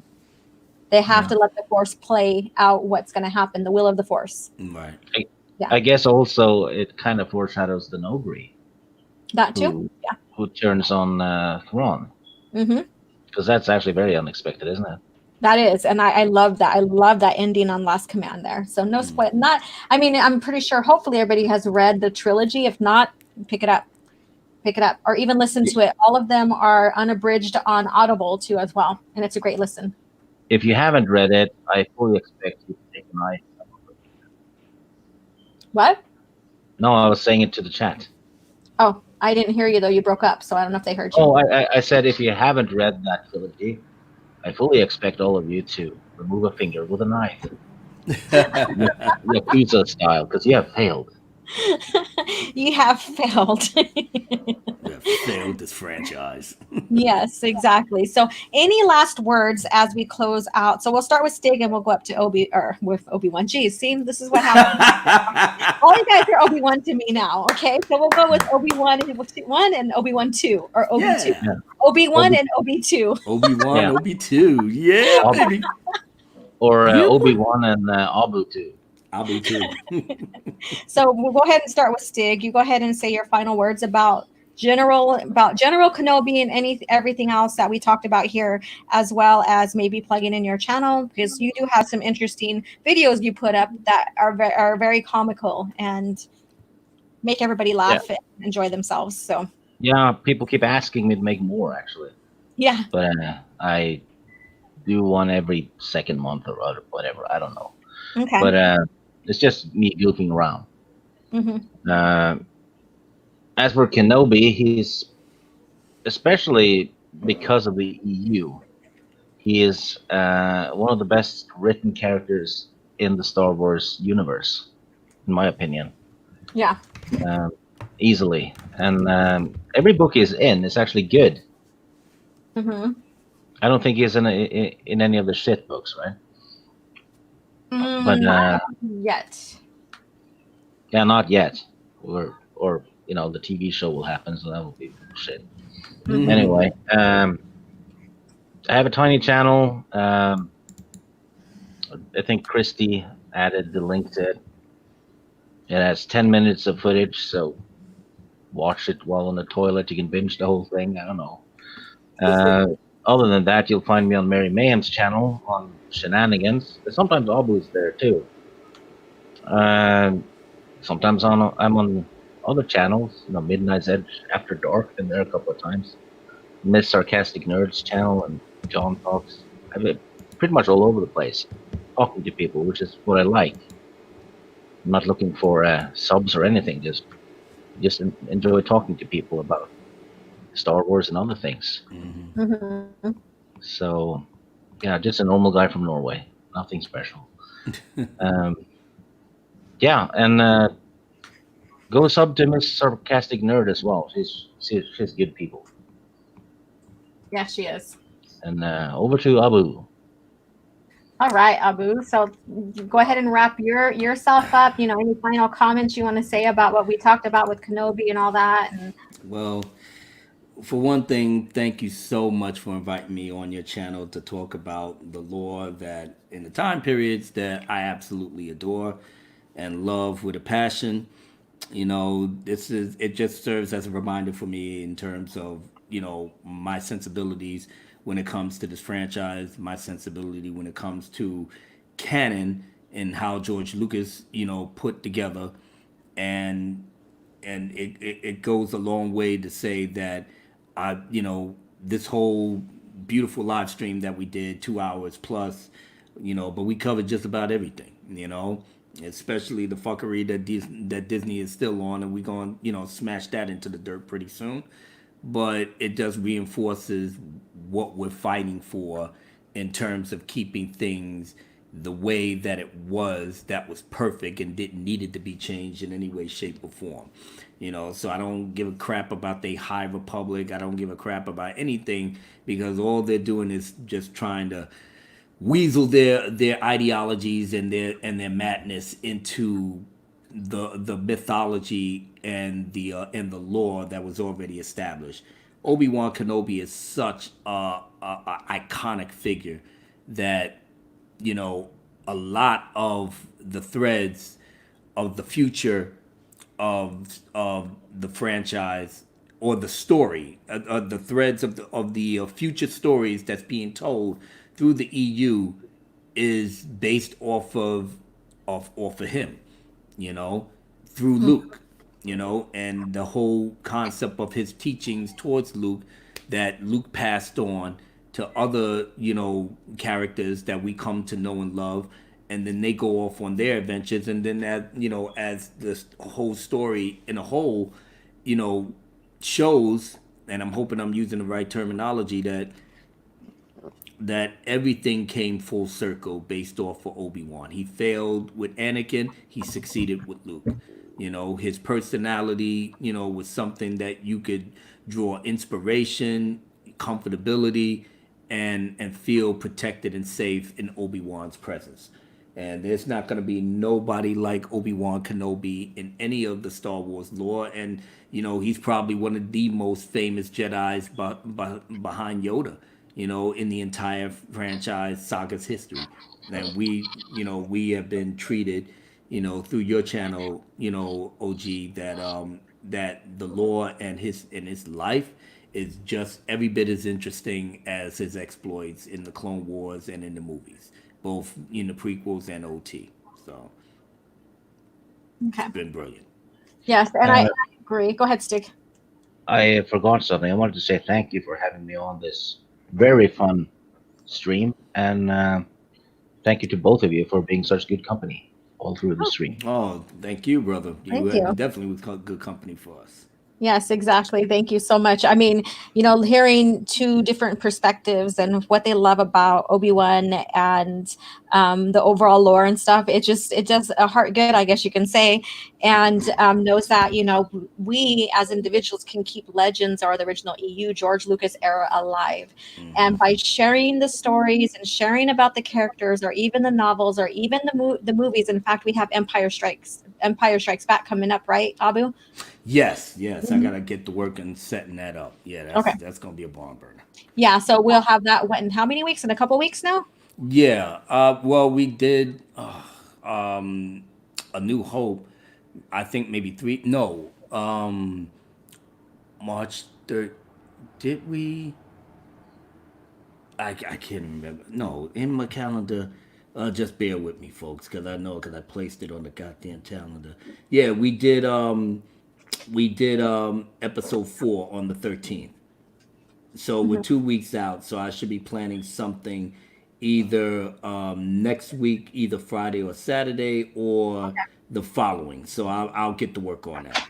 Okay, so everybody just keep an eye out on Twitter and all that on the exact date, and we are going to go ahead and, just share our love, what we love about Empire Strikes Back, and pay homage to that. The I guess you could say the frosting in the middle of the trilogy. We have the Yes. Oreo, and that's the frosting, the gooey Yep. stuff in the middle of the trilogy.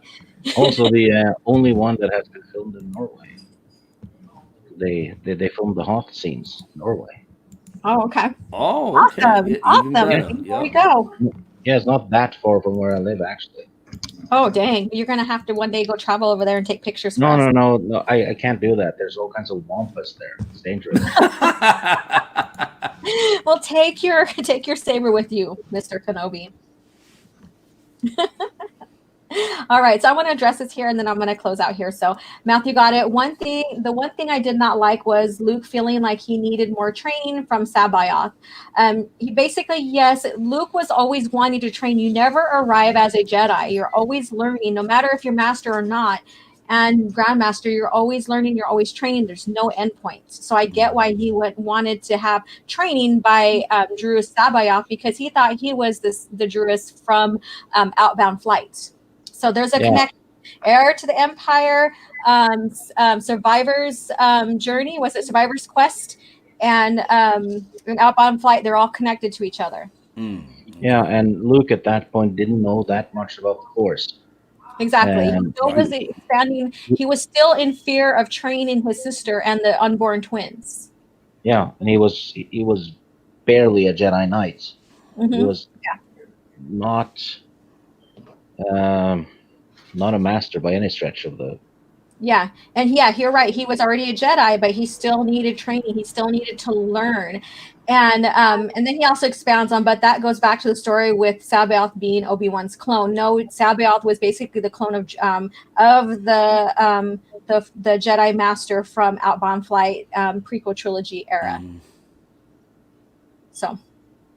And as far as I know it, and I'm gonna have to look into it, I don't think that was going to be a clone of Obi-Wan. It doesn't make sense. To me, it doesn't. So we'll, I just wanted to address that a little tiny bit, because we do, like I said, you never arrive even as an artist with, what I have going on here. Mm-hmm.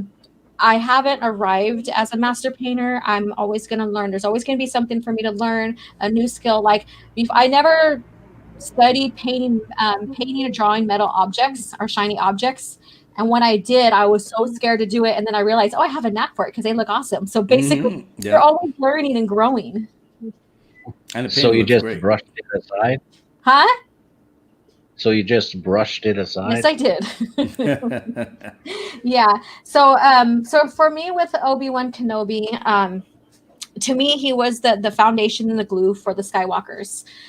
So he played a huge significant role in what was to become of Anakin and what was to become of Luke Skywalker. So when Anakin fulfilled his prophecy and that forgiveness that Obi-Wan allowed for himself and allowed for Anakin when he was training him last minute to become a Force ghost, that was very pivotal. So again, like I said, he's the foundation of both the Skywalkers. So he was the catalyst of them. Right.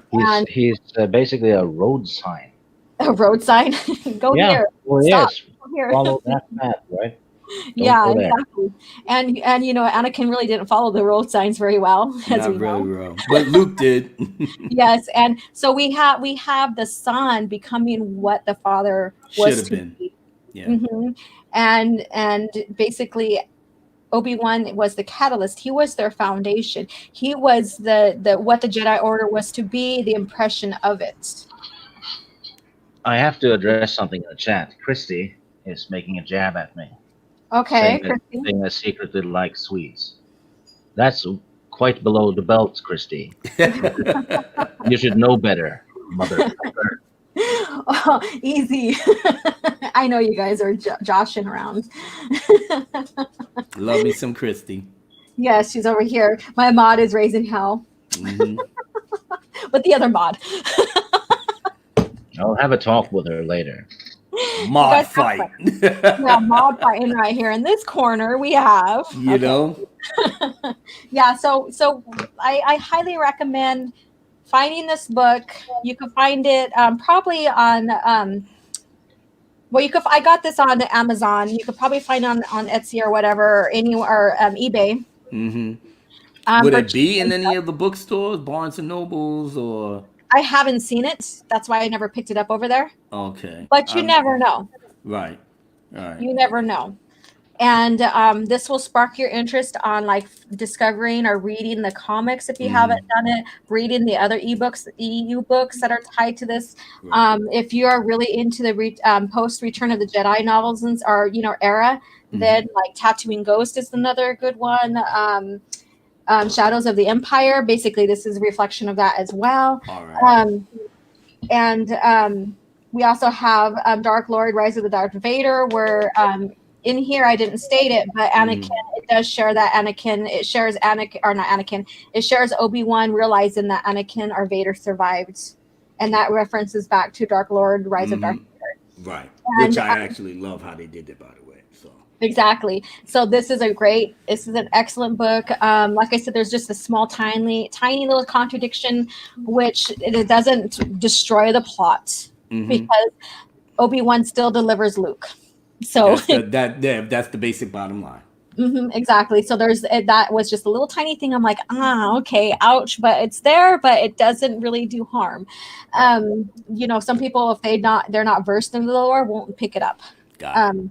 Yeah, and overall, this book is like maybe 8.5 out of 10 for me, which means that it's an excellent book. It has great EU, and all that. I try not to give 10s out very much. So like I think absolute perfection. Yeah, Kenobi novel, that's a 10 out of a 10. Yeah. So yeah, because I read that novel. It's been a while though, so I need to pick it up again. So yeah, that was 10 out of 10 are masterpieces. Exactly. Like the Lord of the Rings or something. Is that book used? Because I'm only finding used copies on Amazon. This I had to buy it used, and it does come with a jacket. Mine didn't. There is actual brand new versions of this that you could buy, but it's like $32. Okay. So it's not a rarity to get new ones, but you can find them. But even if you buy them used, I am pleased. Yeah. I'm just worried about what the content that I need to read is all there. You can actually find new books on eBay because a lot of the booksellers on eBay sell new books. They're basically just using eBay as their storefront, really. Yeah. And I'm pretty sure you can go to scholastic.com and maybe look for it too, because this is off of Scholastic. Right. And so basically this is like a young reader's novel because it's from Scholastic in a sense, but it doesn't read like that at all. Oh, okay. Yeah, it to me, yeah. So it's got great content in there. Like I said, it has a lot of history in here.